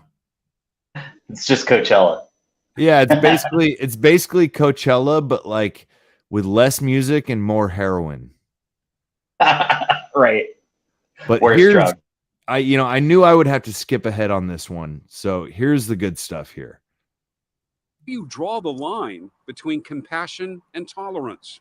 Honestly, they're wasting their time and the taxpayer money. These people are going to be right back. The city does not have compassion for these people or compassion for us. These people need help. Todd Littlefield lives in the heart of Southeast 94th and Pardee. He's been outspoken about the city's lack of response. I'm not going to offer an excuse for why we're forgotten. It's clear that we're forgotten. It's clear that the city does not care. They have no compassion. They have no compassion for us, the neighbors, or the people that are on the streets being assaulted every night. Mari Factor feels unsafe. She can't let her children play outside. I can't let my kids ride on that trail, beautiful trail that's very long. It's not so beautiful anymore because it's scary. So many homeless people there. Mari says some homeless have entered her fenced yard. So that's why I have to lock all my back doors, windows with wood, just in case. I don't know what we're dealing with. I have my big yard and I can't let them out and play. How is that possible? It's not fair. I lived in a neighborhood for over 40 years. So I haven't ever seen it like this. Martin Johnson is compassionate towards the homeless, but says what's happening here wouldn't be tolerated in other parts of the city. I understand that people are homeless, and I understand there are some that have and some that don't, and they need it. But we have a crime situation. in our way. We have stolen cars back there. They steal the catalytic converters off of cars from my neighbor left and right, and we have needles. We have prostitutes. All right, all of this happens in my neighborhood, y'all. You know, like this is what should be talked about, but seldom is. Right? I mean, the amount of airtime that was given to COVID and all that bullshit, but now, like, this is the aftermath, and you have to specifically look for it to find it. This is barely covered, and it's in every fucking city, right? Yeah, it's partly the drug problem. So I used to live in my van, and I've also urban camped before. I didn't never left my tent up. I would take it up and put it down overnight, or while I was out working. But I was out there to work. Most of the people out there are out there to get loaded, and really it's the drug problem, and you will never get rid of the problem in cities because cities bring the money that they need to buy their drugs. And so that's just how this works. It's a drug problem though. And also a mental health problem. It's only been made worse in the last 3 years, but it was definitely there before, no doubt. The mental health issue though is something that they try to solve with drugs. They just give them different drugs. And it's not something that you can never fix a person by giving them the thing that's causing their problems. Hence a guy holding up a methadone clinic with an AR. Exactly. Yeah. No, and I struggled as far as like how I thought I might try to come at this whole topic, because I don't want to be a bummer, but like this is very, very much. That's a pun again. You got to intend it this time. A bummer. It's a bummer, man. Like this is just the reality of the situation. Like she hasn't gotten to it yet, but the Hispanic gal, she starts talking about how like she can't let her kids ride their bikes on that trail. Like it's like a trail that all the homeless folks camp along, and when they get hurried off, they just move half a mile up the trail until they get shooed away from there, and then they move back down half a mile. And there are parts of the city where I live that are the same way. You cannot walk the trail unless you've basically got the balls to just hold your ground and not let anybody fuck with you. But you walk certain sections of these like public pathways, and you feel very much unsafe. And I know it's nothing new. Like this was the case. New York was very unsafe, like you said, back in like the 70s. I'm sure other cities were similar. We're on this like cyclical thing, right? And we're back at a point where people are desperate. Crime is rising. It's apparent that the government doesn't want to deal with a lot of it. They'll just kind of like kick the can down the road. And this shit in Portland, I don't want to like search for it, but you hear a couple of these folks kind of say like, what are we supposed to do? Like I have people breaking in to my like climbing over my fence, breaking in my back window, like, and these people don't have the same like right to bear arms as a lot of us. And they live in fucking Portland or whatever. And so I'm like, this is just, it's dystopia rising, man. And we're living in RoboCop basically. Yeah, but we've got Rob in the chat. Welcome, brother. That's not Rob. That's Recycle Bin Laden. Oh, hey, how you guys doing? Can you hear me? Yeah. Okay, cool. I'm gonna try not to have any feedback because I'm not using headphones, so I'm gonna be muting my mic and just listening along. Your audio actually is coming through crisp, real good. Super. So recycle bin Laden. Did I hear that right? You can call me Chris if you want. That's my Christian name. Cool, man. Cool. So you're a friend of Ando, I guess, huh? Yeah, I'm one of the Media Monarchy kids, and I'm just watching the stream. Sick. And man. Ando's like, "Hey, man, well, you want to get in here?" Yeah, hell yeah. I thought you were Rob from Black Labs with the flashing, lights and shit. It just kind of had his vibe, but Yeah, and we need Rob because he's got the RoboCop clips. yeah, well, and he's on the road right now, so he said he wasn't sure if he could figure it out. So We were worried about the whole cyber polygon power outage, internet outage, extended, end of everything cool. And my son's autistic and he needs his entertainment. And I don't want to see him freak out. So at the suggestion of James Evan Pilato, I started buying and collecting vinyl records. So I have some music in the end of the world. man, I keep a collection of DVDs and CDs just in case. I never use them, but like, hell yeah. You can't trust the know? internet. You could lose it from your social credit score anyway. Like there No goes all your shit. Bon Jovi MP3s right now. No shit. Yeah, all man. they have to do is watch this show, and they're like, Just like all my these crypto. guys. Yeah. So did y'all hear that Starlink went out? Oh no, dude. That's kind of awesome. Yeah, it's kind of hilarious, and it's also kind of like, what the fuck? I literally just heard this just a few hours back. Like, well, I it's don't- being used in military applications, right? Yeah. Oh, what the fuck? He indeed. gave it to Ukraine for a while, and then was like, "All right, y'all got to pay, or I'm not gonna give it to you no more." Right? Well, Didn't- the thing didn't is, that he's happen? already been paid with all this. He's a DARPA frontman. He doesn't invent this stuff. He gets to hoard over the stuff that DARPA invents, and so they just wanted. He's the biggest welfare recipient in the world.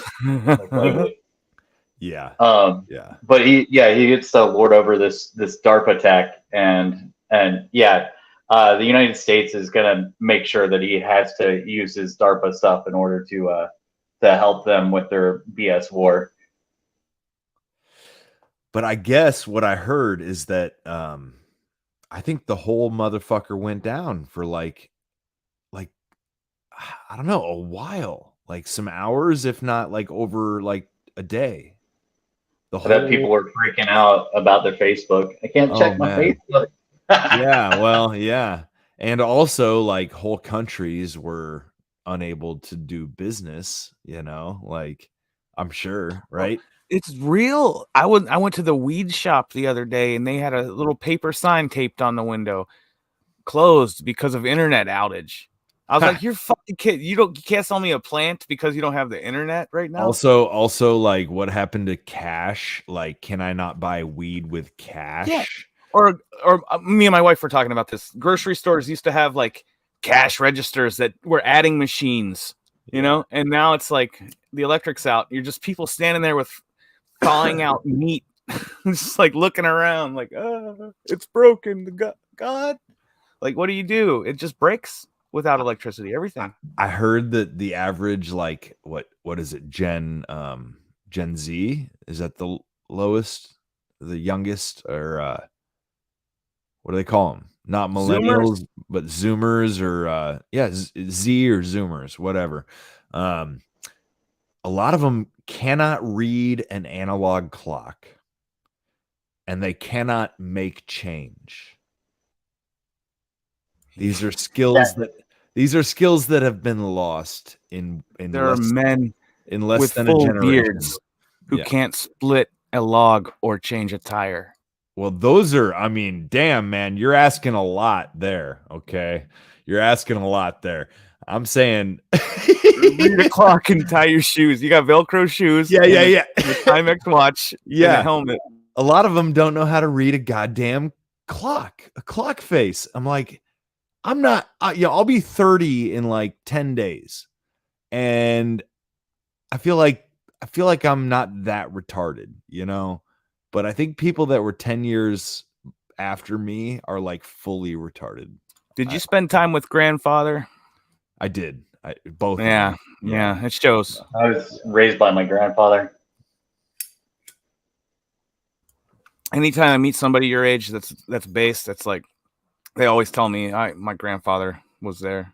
I don't know. At the same time, man, like, I don't know. I pretty much had to find this shit out on my own. But I grew up around older people and like whatever.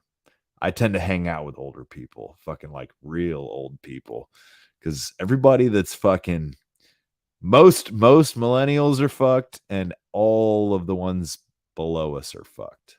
So I'm putting my stock in with like a handful of boomers and fucking whatever that I know. The boomers are the ones who dropped the fucking ball, right? Every generation ahead of us dropped the ball. Yeah, everyone has since dropped the ball. since 1913, like they've all dropped the ball. So, but I know some boomers with a whole lot of ammo. I'll just leave it at that, you know. Yeah, well, we talk about people like my wife's grandfather, Bernie. He was so cool. He could do anything, fix anything, helped everybody out. He could do anything, like anything at all. Yeah. And just like self-reliant, just like a power, like a super, and the knowledge this man contained, you know, like who the hell is like that anymore? Well, that's what makes me actually kind of think about like this homelessness and this like epidemic of mental health crisis. Like, I think it's partly due to the fact that we have a very ineffective population. Like, if things don't work out, they have no fallback skills. Most people. So like you miss rent for a couple months, you get fired, and you have no like marketable skills, so you end up homeless and fucking, you know, down on your luck, and you start fucking smoking meth and shooting up heroin because you're depressed because everything's falling apart.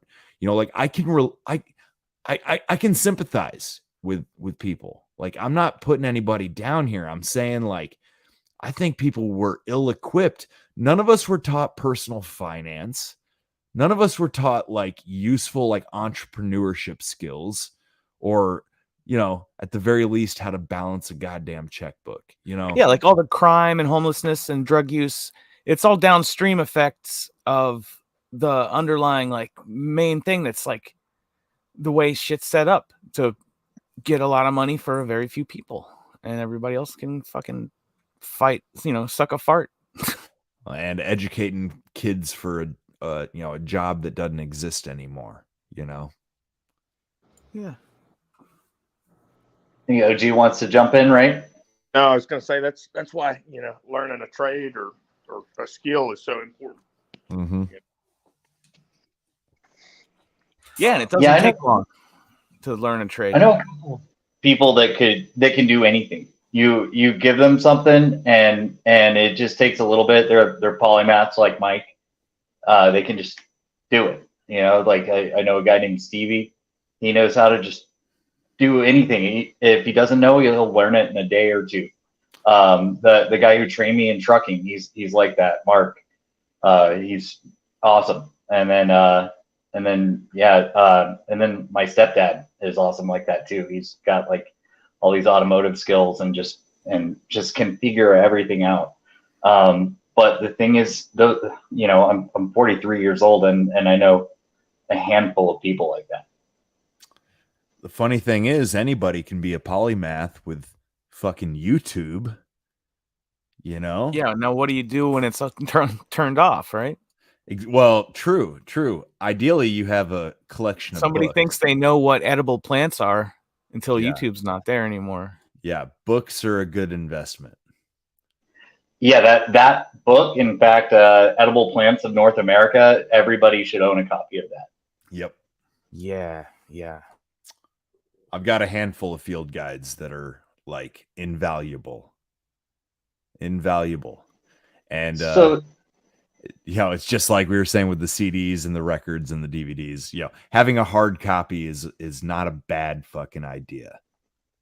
So speaking of foraging, it's funny because it looks like because the money is so screwed up, and it's only more screwed up right now because Russia's rubber and we're glue, and everything that we throw at them, they bounce right back at us, and it sticks. And so like we sanctioned ourselves, and we're depleting our resources in order to fight this modern warfare of where it's just really just cutting people off from banking, and they only profit out of it. Now, it looks like for all you agorists out there that we're going to get agorism. It's only going to suck. It's going to suck. It's going to suck. Be out of desperation. Yeah. Yeah. That's the thing. That's what I kind of had to get my head around when I started hearing people talking about this idea of anarcho-tyranny, right? Like we are living in both, and it's the worst of both. Right. Rachel said that it's like all the libertarian wishes were made on a monkey's paw, and so we get things like drugs legalized for kids in Canada. Did you hear about that one recently? We get things like that, it's like an open border, but not in the way that you want it to be. It's like I'll give you something to cry about. You want freedom? Oh yeah, you'll be so free. yeah. You'll also be broke, hungry, and addicted to fucking drugs. So yeah, good luck. So my current theory is that people will be hunting squirrels by the summertime, and by winter, some desperate people will even be eating their pets. Wow. You think it's going to happen that quick? Huh? On the record, yes. On the record, I'm saying that right. Well, I'm going to put you on my intro. There's some fat squirrels in my neighborhood, so I should shoot them first. Yeah. You don't like them. They're pests to you. So I hate squirrels. I will kill them all. I call myself sometimes the future man because I kind of have these visions, right?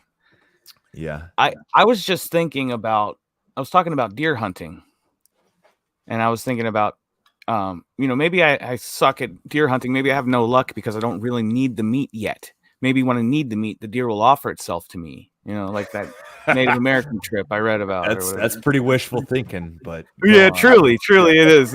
I'm smiling too. But I thought, in reality, when I need the meat and I'm up there looking for the deer, the neighbor's going to shoot me. That's the real. And it sucks because you're telling people to get ready for a collapse and shortages. You're basically making yourself a target. If they don't believe you enough to prepare themselves, they're just a desperate zombie horde. it's very terrifying. Their plan A is your plan A. Your plan A, they just snag everything that you've. Yeah, that's a perfect way to put it, Ando. Yeah. Well, and I think that the homeless thing is kind of like the the whole things happen gradually and then all at once. Like we can see the early signs of what's to come. Canary in the coal mine. Yeah. One neighborhood's got people hopping fences, breaking into windows, stealing shit. The next neighborhood doesn't worry about it until it's also their problem. And all of a sudden it goes exponential because people are hungry. People are hungry, man. That's what it boils down to in the end. My hometown, it had a bunch of coal miners. It was built around coal mining, and then they shut down the mine. Then it had a glass factory, and they shut that down. So it's super depressed, and it's like a small town. It was like Mayberry. Yeah. When I grew up there. Now my dad won't leave his house because somebody's going to steal his water pipes to get meth, and that's everywhere, even in the small town, rural America. Like it's just awful everywhere. I don't know why I'm talking so much. Sorry. Hey, it's all good, man. It's all good. I just got a house, and so I figured my best bet is to get on Nextdoor so I can see what people are talking about. And I'm pretty sure that all the stories that I'm hearing from there are stuff that you're hearing all over the country in towns of similar size. Yeah. It's too bad. Yeah, it's not even necessarily isolated to the cities. People are hurting, man. You shut down the economy, fucking fire a bunch of people for no good reason. This is what you get. Well, the United States was abusing its power as the holder of the petrodollar, and so being the petrodollar, vanguard there, they, you go and print trillions of dollars in order to screw up everything. This whole thing with the petrodollar changing, it's one of those things. It's definitely they're doing the right thing by no longer being a part of that agreement. We won't see it for a couple of months, but I know for one that trucking slowing down. It looks like we're selling more trucks than getting more people to drive them, and so that's a little sketchy. With this, that's why whenever I was saying about people need to start getting ready, it just, you needed to start getting ready last year, but the next best time is right now. Yeah. So just keep getting things that are useful. Don't throw all your money into gold and crypto, because what's inevitably going to happen is, and you want to have some, but what's inevitably going to happen with that kind of stuff is, sure, you got gold or something, you're going to run into a situation where you need to trade that, but the person you're trading with doesn't have the change. And then with the crypto, there's all these instances of being debanked, and I still don't know how to withdraw crypto without a bank. I don't know one way you can do it without involving a bank or some institution at some point. And so, and at some point, we're not going to be allowed on the internet because of all the noise that we make. I guarantee you this video is not going to last. 100%, man. Yeah.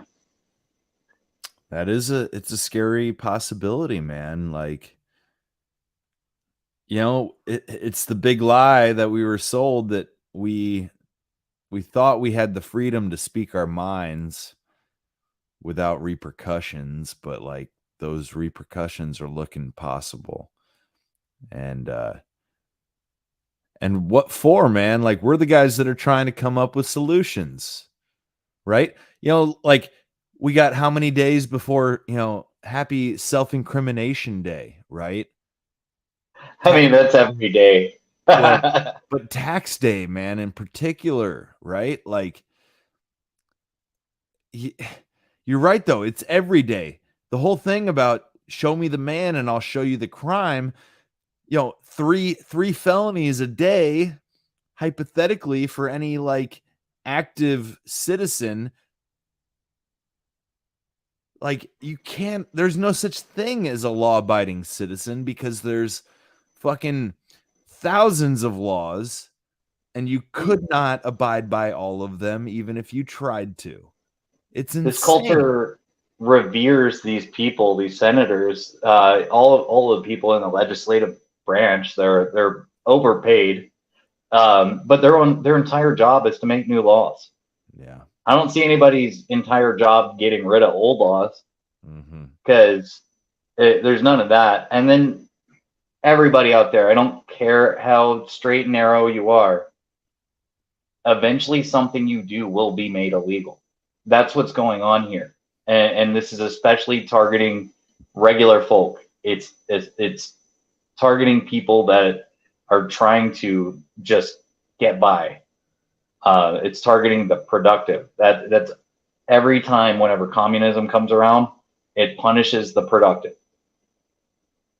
Yep. Yeah, catching rainwater, growing your own food, those could be crimes against the state. They probably will be. They already are. We see the state, the fascist team up of the state and like Bill Gates and those interests attacking our natural food supply and production capabilities so that they can be the replacement with their lab grown horse shit. it's absolutely going to be that way. You're not going to be allowed to have chickens because they're going to be vectors for virus, and you're not going to be allowed to have a garden because God knows why. They'll think of something. They've been laying the groundwork for it's already at that point, man. Like, it really is. Most cities have rules against, gardening to some degree or another. You can't have a vegetable garden in your front yard in most places. And that's how Agenda 2030 gets into like HOAs and small towns and comes in through that route instead of from and penetrate the cabinets. Even worse than that, though, it's the restrictions on farmers that have pushed them to the point of total desperation. Like, what about you cannot beekeeping? Well, I mean, beekeeping, I don't know how much regulation there is, but when it comes to cattle and poultry and pork, there is so much regulation that, like, it's not worth being a small producer. You can't do it profitably and legally. There's a lot of illegal beef in this country, a lot of black market beef. Hashtag band names. Yeah, black market beef, baby. I like that as a band name. Yeah. Hell yeah. Yeah, there really is no money in farming other than government subsidies. I mean, if you have a year in farming, you might break even. But, most everybody runs at a loss, right? I mean, you got crop insurance and all the FDA programs and USDA programs, that kind of encourage this unsustainable future we've got going on. I mean, what happens when they cut, the nitrogen off? They did that in the Netherlands. They have those nitrogen limits in Netherlands. Yeah, we've allowed our production system to be based and infiltrated by corporate greed, based off of corporate greed. And the corporations are like, hey, we don't need them anymore. We've got robots and AI. There are too many of us, So they just pull the rug out from under you. There's a growing movement of grassroots farmers that are looking for alternative means of production, though. I went to a conference called Rogue Food, and it was pretty badass. The whole idea was basically like, how can we circumvent legislation, regulation? How can we change our language to make what we want to do like legal on paper, right? So like in terms of black market beef, how do we legally distribute black market beef to where nobody can fuck with us? And the solution is it religious? Is religious. There you go. Nailed it. Food churches. That's the future. Because in scripture, God gave you every beast with the hoof and every seed-bearing plant. That's right. Yes. Yep. Yeah. Food beautiful. Clear cut. Give me the raw milk now. God says. Have y'all ever heard the term like food sovereignty? Yeah, I love it. Yep. Yeah. We at this point in time, we do not have food sovereignty. You do not have the right, according to your government, to purchase and consume food at your own risk. That is not within your rights as far as not only that, say. That's a great point. But not only that, since Obama did some, I don't know if it was an executive order or not, but I think it was. But like, say I've got some rice put away and beans, right?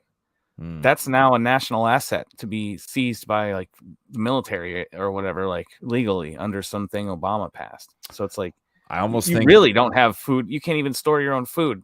I think what you might be referring to, I remember when this happened back, like this was a while ago, but it was the National Defense Authorization Act, and it classified anybody that had more than 30 days worth of food stored as a potential domestic terrorist. Yeah, absolutely. And then it authorized confiscation of any energy, fuel, food by, guys with machine guns and Jeeps.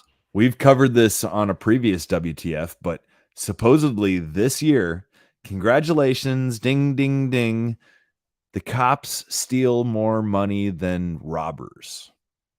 As of 2023, civil asset forfeiture surpassed robbery.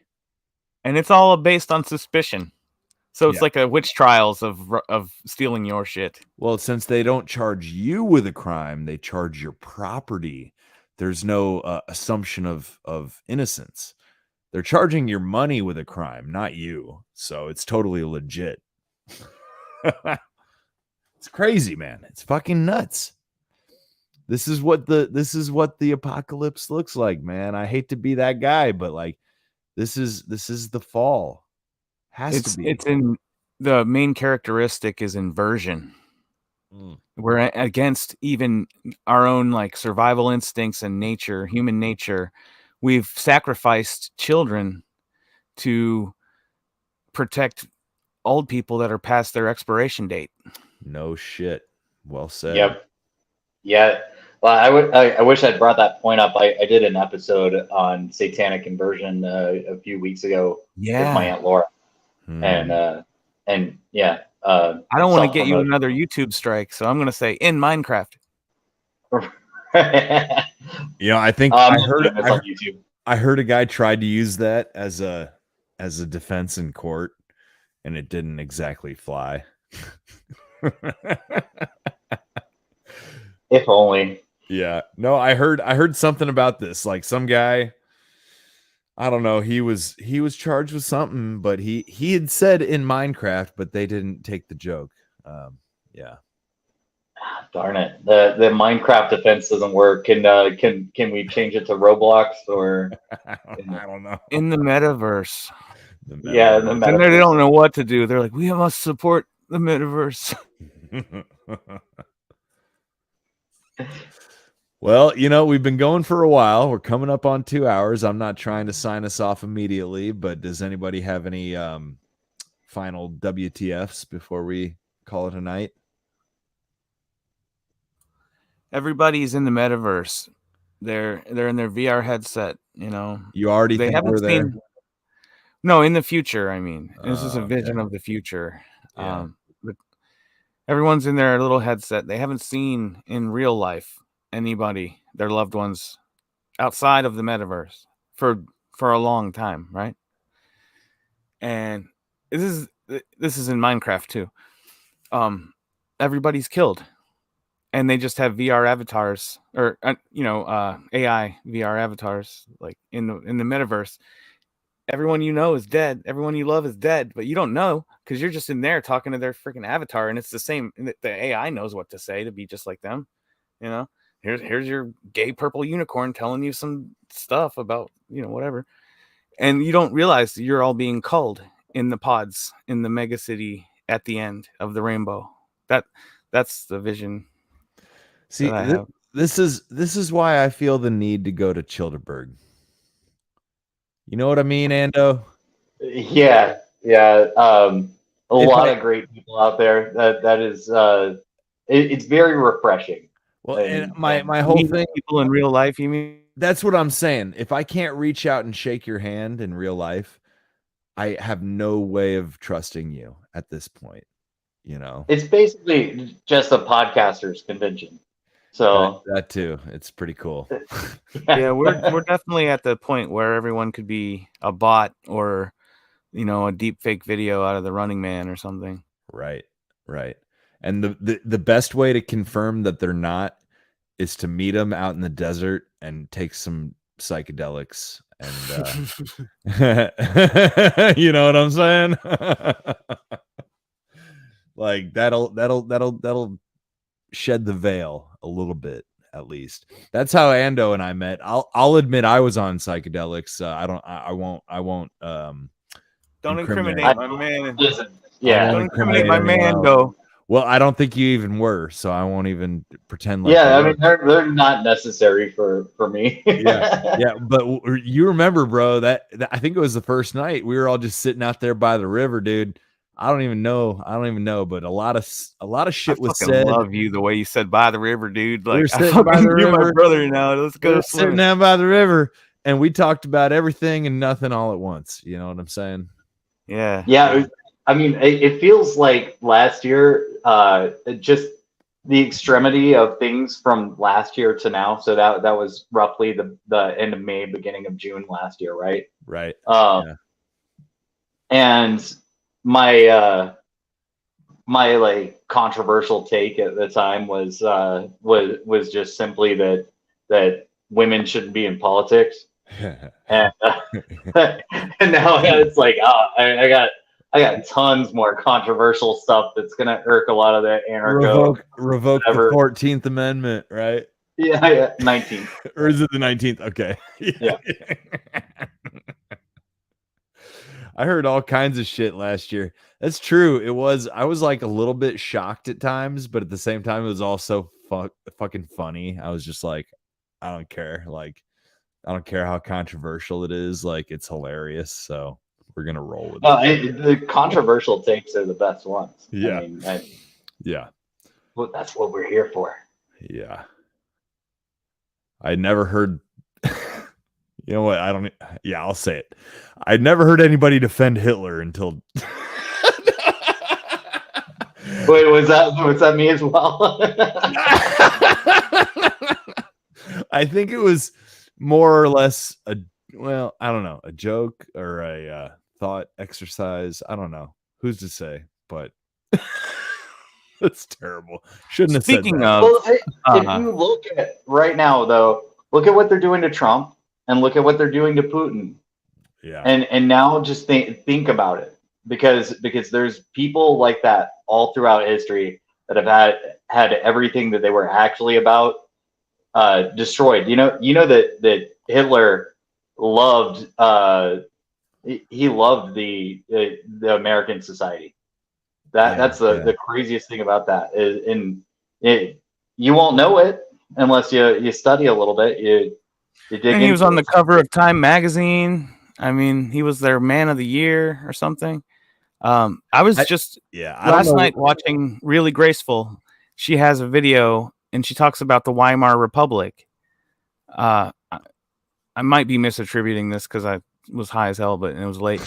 But they were talking about how during the fall, like when they had the wheelbarrows of money and to get a loaf of bread age, their media was full of like pro-gay and transgender propaganda at that time. Yeah. And like the parallels are crazy. And it's like, okay, we are going to ramp up to become the Fourth Reich here because everything we love in the motherland is threatened and we must, and it's like, holy shit, it's a cycle or something. There's something going. Apparently the same thing happened at the fall of Rome, like obsession with gender and sex and like, degeneracy of all kinds, and like, so they just put down the sword and picked up like the book and the pen, the scroll, and they were like, "On mensu patrinino," and they like snuck off with all the money and power, right? Very good Latin there. We killed these guys for 300 years. Let's steal their act. None of them are around that know any better. Let's go. Yeah, Nero was just horsing around. I'm y'all. sorry. That's a joke in Minecraft. I didn't even follow. I just have conspiracy theories or whatever. Like that one was over my head, kind of like Childerberg last year. But yeah, just it's funny because they say the Roman Empire no longer exists, but then there's this who owns all the land on Earth. So it's like the Queen and the Pope or something, and we're like, Well, the Pope owns Canada at least. I don't know. I'm glad I'm not up there. It's fucking. What? Everything's upside down. I used to want to go to Canada and escape. Nah. To Canada. Texas is the fallback. That's the Alamo. Let's go. You can get land in Texas dirt cheap, but it's in the Badlands, and you have to hunt pecorino pigs to survive and eat lizards and just In all truth, I'm not leaving Indiana. Like Indiana is where I stand and either live or die. So there's a good word for that. Okay, so you're in the heartland. There's everything grows there, and there's plenty growing around you. And by the size of your no agenda meetups, you got a ton of base people around you. Dude, it's shocking. It is. But something about the Crossroads, man. You talked about it on one of your recent episodes. I think it's a place of spiritual activity, good and bad. You know, were you talking? Oh, yeah. You were talking. Crossroads are also ley lines. So the things that are laid out, you can see ley lines throughout the world. You can see these in these like monuments, like the pyramids and Machu Picchu and things like that. Ley lines are a legitimate thing. Like the way DC is formed is all paying attention to these ley lines, and all roads are very likely ley lines as well. That there's a reason people were attracted to build a road there. Yeah, well, just like a deer, like there are deer tracks. It's only natural. Like the deer kind of follows not necessarily any form of logic, but like the way it feels that it should go. And over time, you get pathways, you get tracks, you get roads, you get highways. Yeah, it's not something to take lightly. When I say in the intro to my episodes, on my podcast, I say the Crossroads of America. It's because I think there is a significance to that. Yep. I agree. I like the concept. But at the same time, there might be a time to get the fuck away from the crossroads when the fires start burning and shit like that. But for now, it's a good point to send out a broadcast from. That's what I'm saying. That's what I'm saying. It's a good broadcast point. But yeah, I think it might be time to call it here, fellas. Unless anybody has final thoughts. I just realized you were around the circle. Say what now, Garrett? I just realized you were drinking a Bud Light. Yeah, well, only because they were given to me. I'm a Miller Lite guy. Oh, let's do this because I didn't cover that on my show. You want to cover the Bud Light thing? It is pretty funny. It's a trap. It's a trap. Yeah, what the fuck though? Who at Bud Light thought that was a fucking good idea? Do they not know their fucking base? Like what? I sent check the Telegram. I have the clip of the lady giving an excuse to this whole thing. Yeah. Yeah, the lady is explaining that she thinks that the marketing has changed and all of this, and of course you've got the Kid Rock video where he's blowing him away with his MP5, and yeah, the thing is, here's the deal with beer, y'all. There's two companies that distribute all this, and no matter what you're buying, you're giving money to Anheuser-Busch, or you're giving it to another group that puts rainbows on their cans. I believe that's the same company that with Coors. Coors has rainbows on their cans. Every single thing, every band that you love, every corporation that you consume from, every single thing is going to betray you. That is how this works. And some people might not. Some people are different levels of upset about this. I just know that this is the score, and I've known the score for a long time.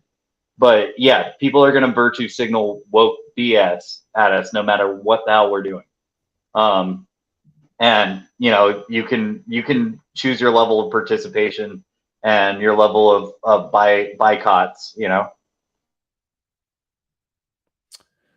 I'm trying to pull this link up, but it's on TikTok. I don't know if I can get it. I've seen a pic of Kid Rock drinking a Bud Light while DJing for a transgender performer on stage. Mm-hmm. And she comes in and gives him like a, cute little smile while he's chugging his Bud Light at the Wheels of Steel. So like him shooting lead into his pool, his pond, I assume that's his land. He's just putting lead into his water supply. So it's like you took the boy out of Detroit, Couldn't take Detroit out of it. Love it. My favorite was the Tranheiser-Busch that somebody coined in the media monarchy community. Somebody said Tranheiser-Busch. I love that. That was funny. Though, like I'll say it this way. Like I could forgive Kid Rock for having not thought this shit was a big deal a couple years ago, but now feeling like it's a big deal? Right. The big groomer targeting thing kids now. happened. Yeah. It's basically like, the groomer thing happened, and people are transitioning their 9-year-olds, and this is not okay. And just giving chemical castration drugs to children is disgusting. They're giving children Lupron, which is got more side effects than just the chemicals castration. It can mess a person up from it. What percentage of this are midlife crisis parents who just want to be relevant and want all the likes on their social media, so they're going to do this? What percentage are like mentally ill and they wish they would have had a boy instead of a girl, or vice versa, and they just push it on their kid? Kaczynski had it right. We're over socialized. Yeah. I think there is a fair amount of that kind of shit going on. You see the video of that one lady who her kid, she's like telling him what to say to the camera. And he's like, They pose them. I can't remember exactly what the details were, but yeah, it was totally like this mom was like claiming that all 3 of her kids were fucking queer or whatever, and like her son was like not quite explaining it right, or I think he said something about, well, like, this is the way my mom wants me to be. And she's like, no, don't say that. And the same lady has a dog, and she's like, my dog loves asparagus and only eats lemongrass. And the dog's like, help, she's killing me. Please put me out of my misery. And there's an angle that nobody's talking about, that my wife brought up to me, and she's what did you say? Don't say the V. Okay.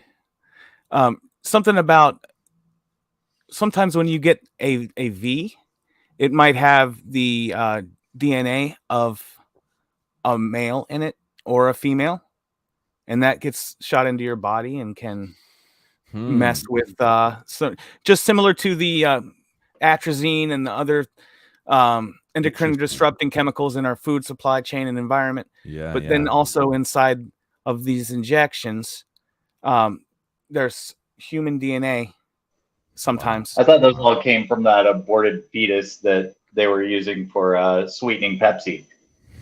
The kidney cells in the vat.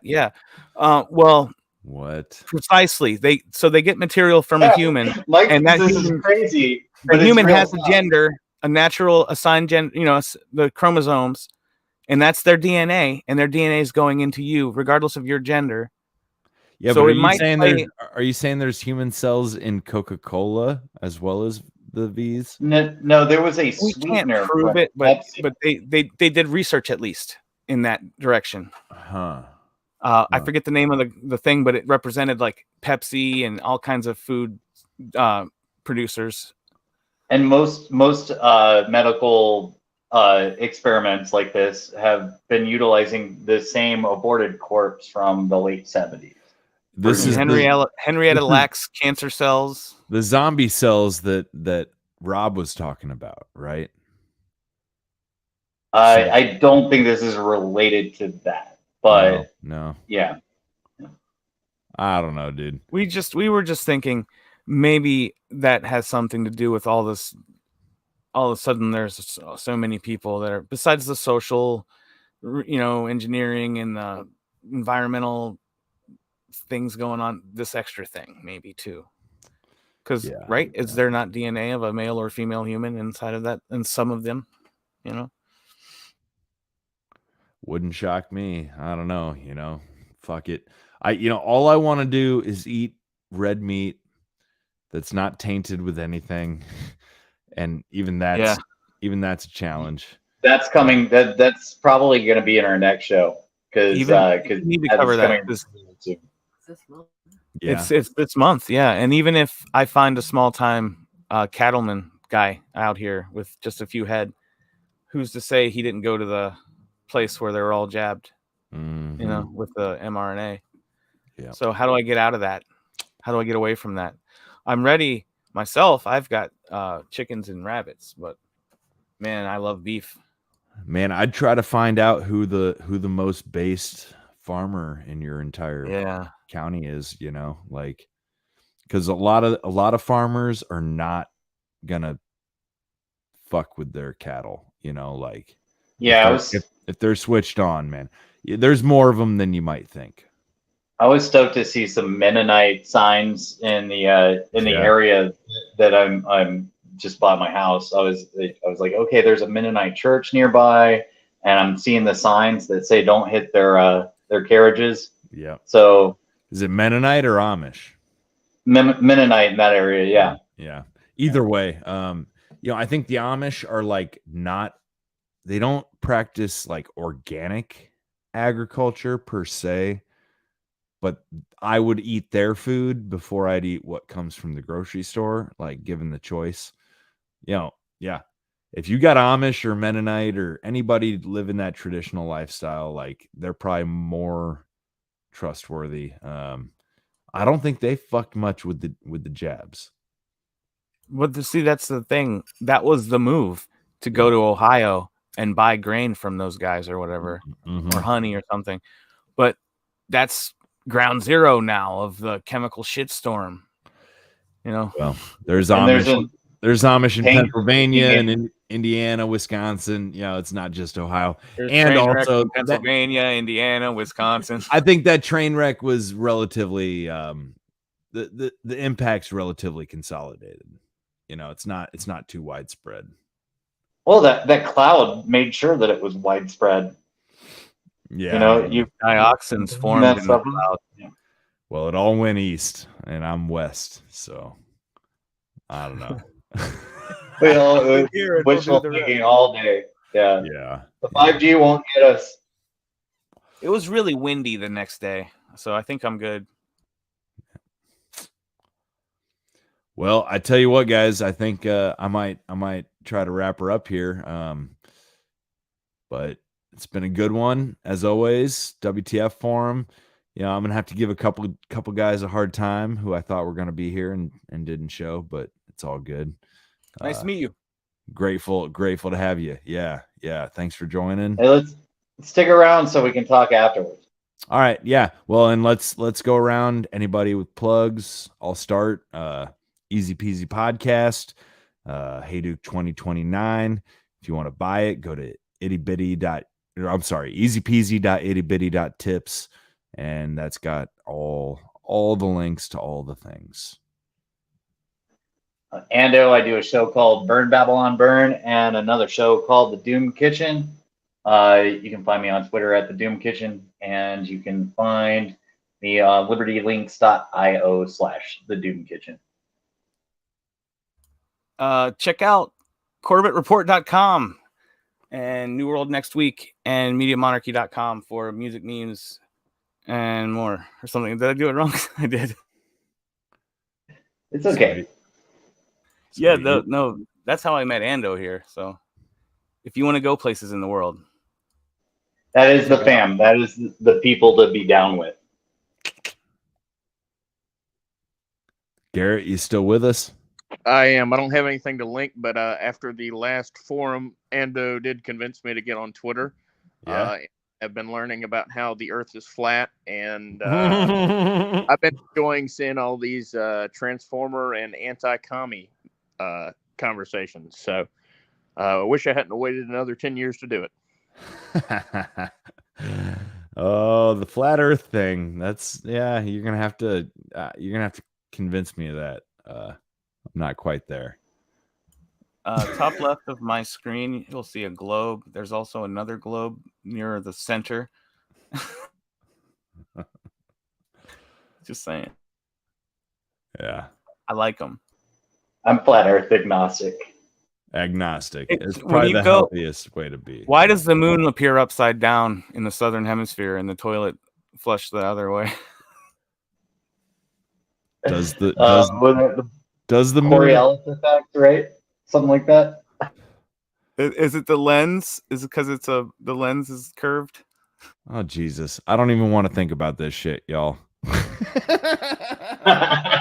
it's too much for me at this point. We were exposing 9/11, and then these kids were like, "Yeah, jet fuel doesn't melt steel beams, and the Earth is flat." And the Earth is flat. And then I looked, and they were wearing army uniforms. Oh You're man, when you lie to a population enough, they won't believe anything. So they get what they ask for. At least fuck flat earthers won't spread spike proteins to me or whatever. Amen. and yeah, there's some of the greatest people actually, and here's the thing: nobody really knows. So I one thing that I'm pretty sure of, I'm not certain, but I think the moon landing was faked, and so that relates to all this stuff. Yeah, I was shocked. I had a guest on my show, and I had no idea. But about an hour into our conversation, we started talking flat Earth, and he posed it as more of a thought experiment, more than anything else. And I appreciated that framing, because I'm all about I'll tease out any idea, but I don't know. I think a lot of people's problem. It's what Recycle says, that you have something that's true, and then you have all these wild theories that people aren't going to accept, whether they're true or not. Whether there is something to the whole flat Earth idea or not, you should not relate that to telling people what actually happened on 9/11 at all. Yeah, thank you. Leave it separate, because it's too crazy for some people. People are looking for an easy way out of that tough Yes. realization, that scary, terrifying realization. And so like I know some of these people, I think that they're great and they got a lot of cool information, and you know what? None of us can know this for sure. There are certain things, phenomenons that suit one part of that narrative, and then there's certain ones that suit the opposite side of that narrative. And the score is higher for what the trust the science people say, but none of us know for sure. I was gonna try to pull up this video. Speaking of people who claim to know everything, about like space and the universe. Did you all see this shit with Neil deGrasse Tyson recently, where he's just? Oh yeah, I watched the whole thing. What should I search? I can't find it. Was that for the Fauci ouchie? Oh, I can give you a link in the chat here in a second. The one where they're talking about the vaccine and shit, and he's just so. I mean, there's been a couple of these now where he just seems so out of his league. Like he claims to know what he's talking about, but he doesn't sound like he knows what he's talking about. You know what I mean? I don't know. I was just like, dude, this guy needs to shut the fuck up and go away. Like, fuck this asshole. Yeah, he kept deferring the consensus. You need to get somebody else in here. He's like, you need to get the consensus science guy. I'm just a science guy that relies on the consensus. You need a consensus scientist. He was just double speaking and coping, making these. He was like doing this really long build up to, because he knew the questions were going to come with the real science to slap him in his face, So he was like, for an hour, just we were rolling our eyes, waiting. He said, like, these are not my original ideas. Like, I go with the consensus of science. And I was streaming it, and on my show, I was like, you consensured. Like yeah, you go with the consensus of the guys that get paid by the people that run the fucking shit show. Well, we don't really need to play it, but that was a funny one. I call them select experts. That there's selected experts, because you will ignore experts of other levels. If people ignored Robert Malone for I don't know how long, I discovered AIDS. I invented all the science we're talking about. Shut up. Yeah. You're a white supremacist. Yeah. Speaking of scientists, what about RFK Jr. running? That's exciting. I'm so down. Yeah, that's my top pick at this point. Sorry, Ye, and sorry, Afro Man. Sorry, Ye. My dad, my dad, the man who raised me, he's not political at all. He's like, I always liked the Kennedys and I can trust that family, you know? Yeah. And I was like, hell yeah. Even my dad thinks RFK, and my dad believes me about a vaccine hurting my kid. I hope I can say Yeah. that without getting your stream taken. Wow. Did you had a bad draw of the luck, huh? Yeah, we just don't talk about it on YouTube though. Yeah. That fucking sucks, man. Is that what kind of radicalized you, or were you already halfway there? Yeah, before that 9/11 happened, in the morning of 9/11, like the news on the local radio station woke me up about it, and Yeah. I knew from the day, because of the context, like people were ready to take Bush out of office. It was just so convenient for him. Yeah. And I was like, something's up. This isn't right. The story kept changing on air, live. They were like, there were bombs. No, there weren't. I was like, this isn't real. This is like a big play.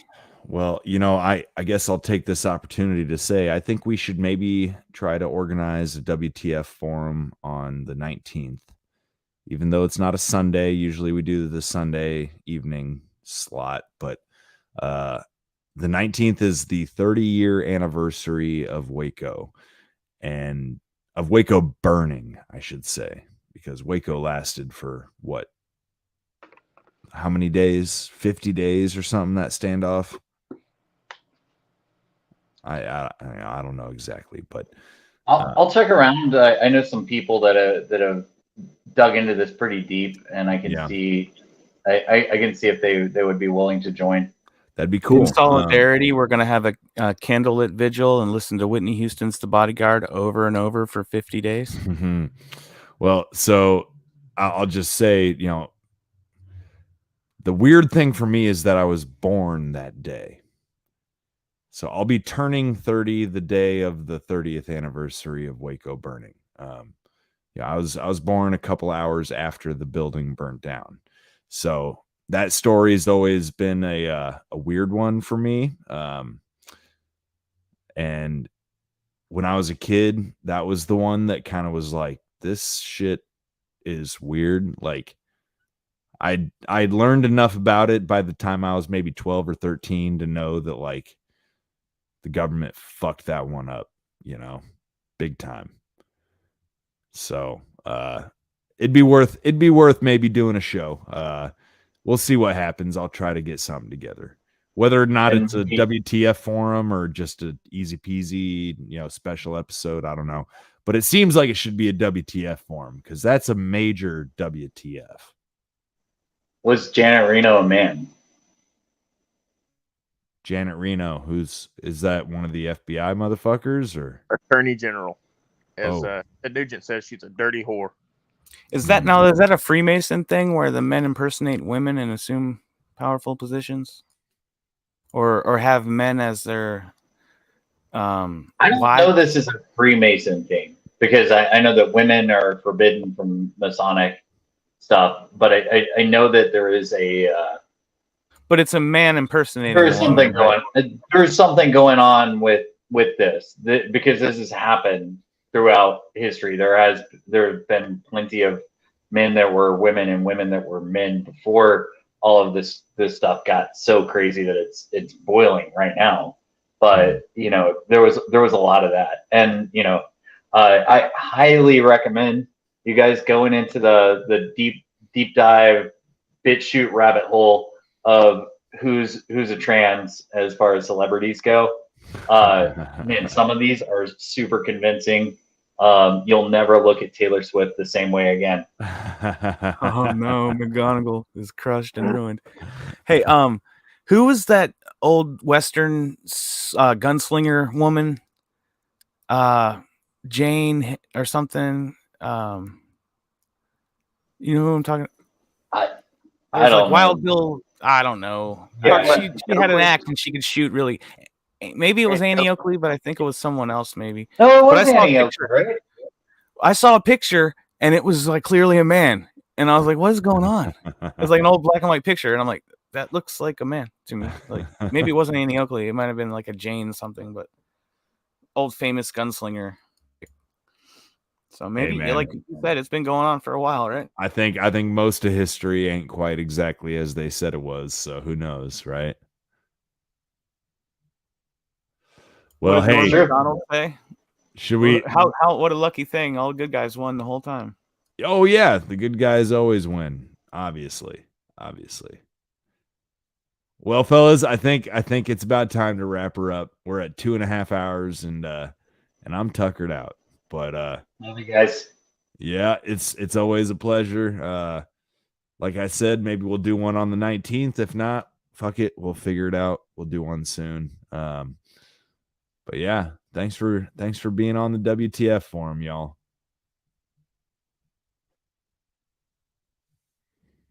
We'll catch you next time. Peace.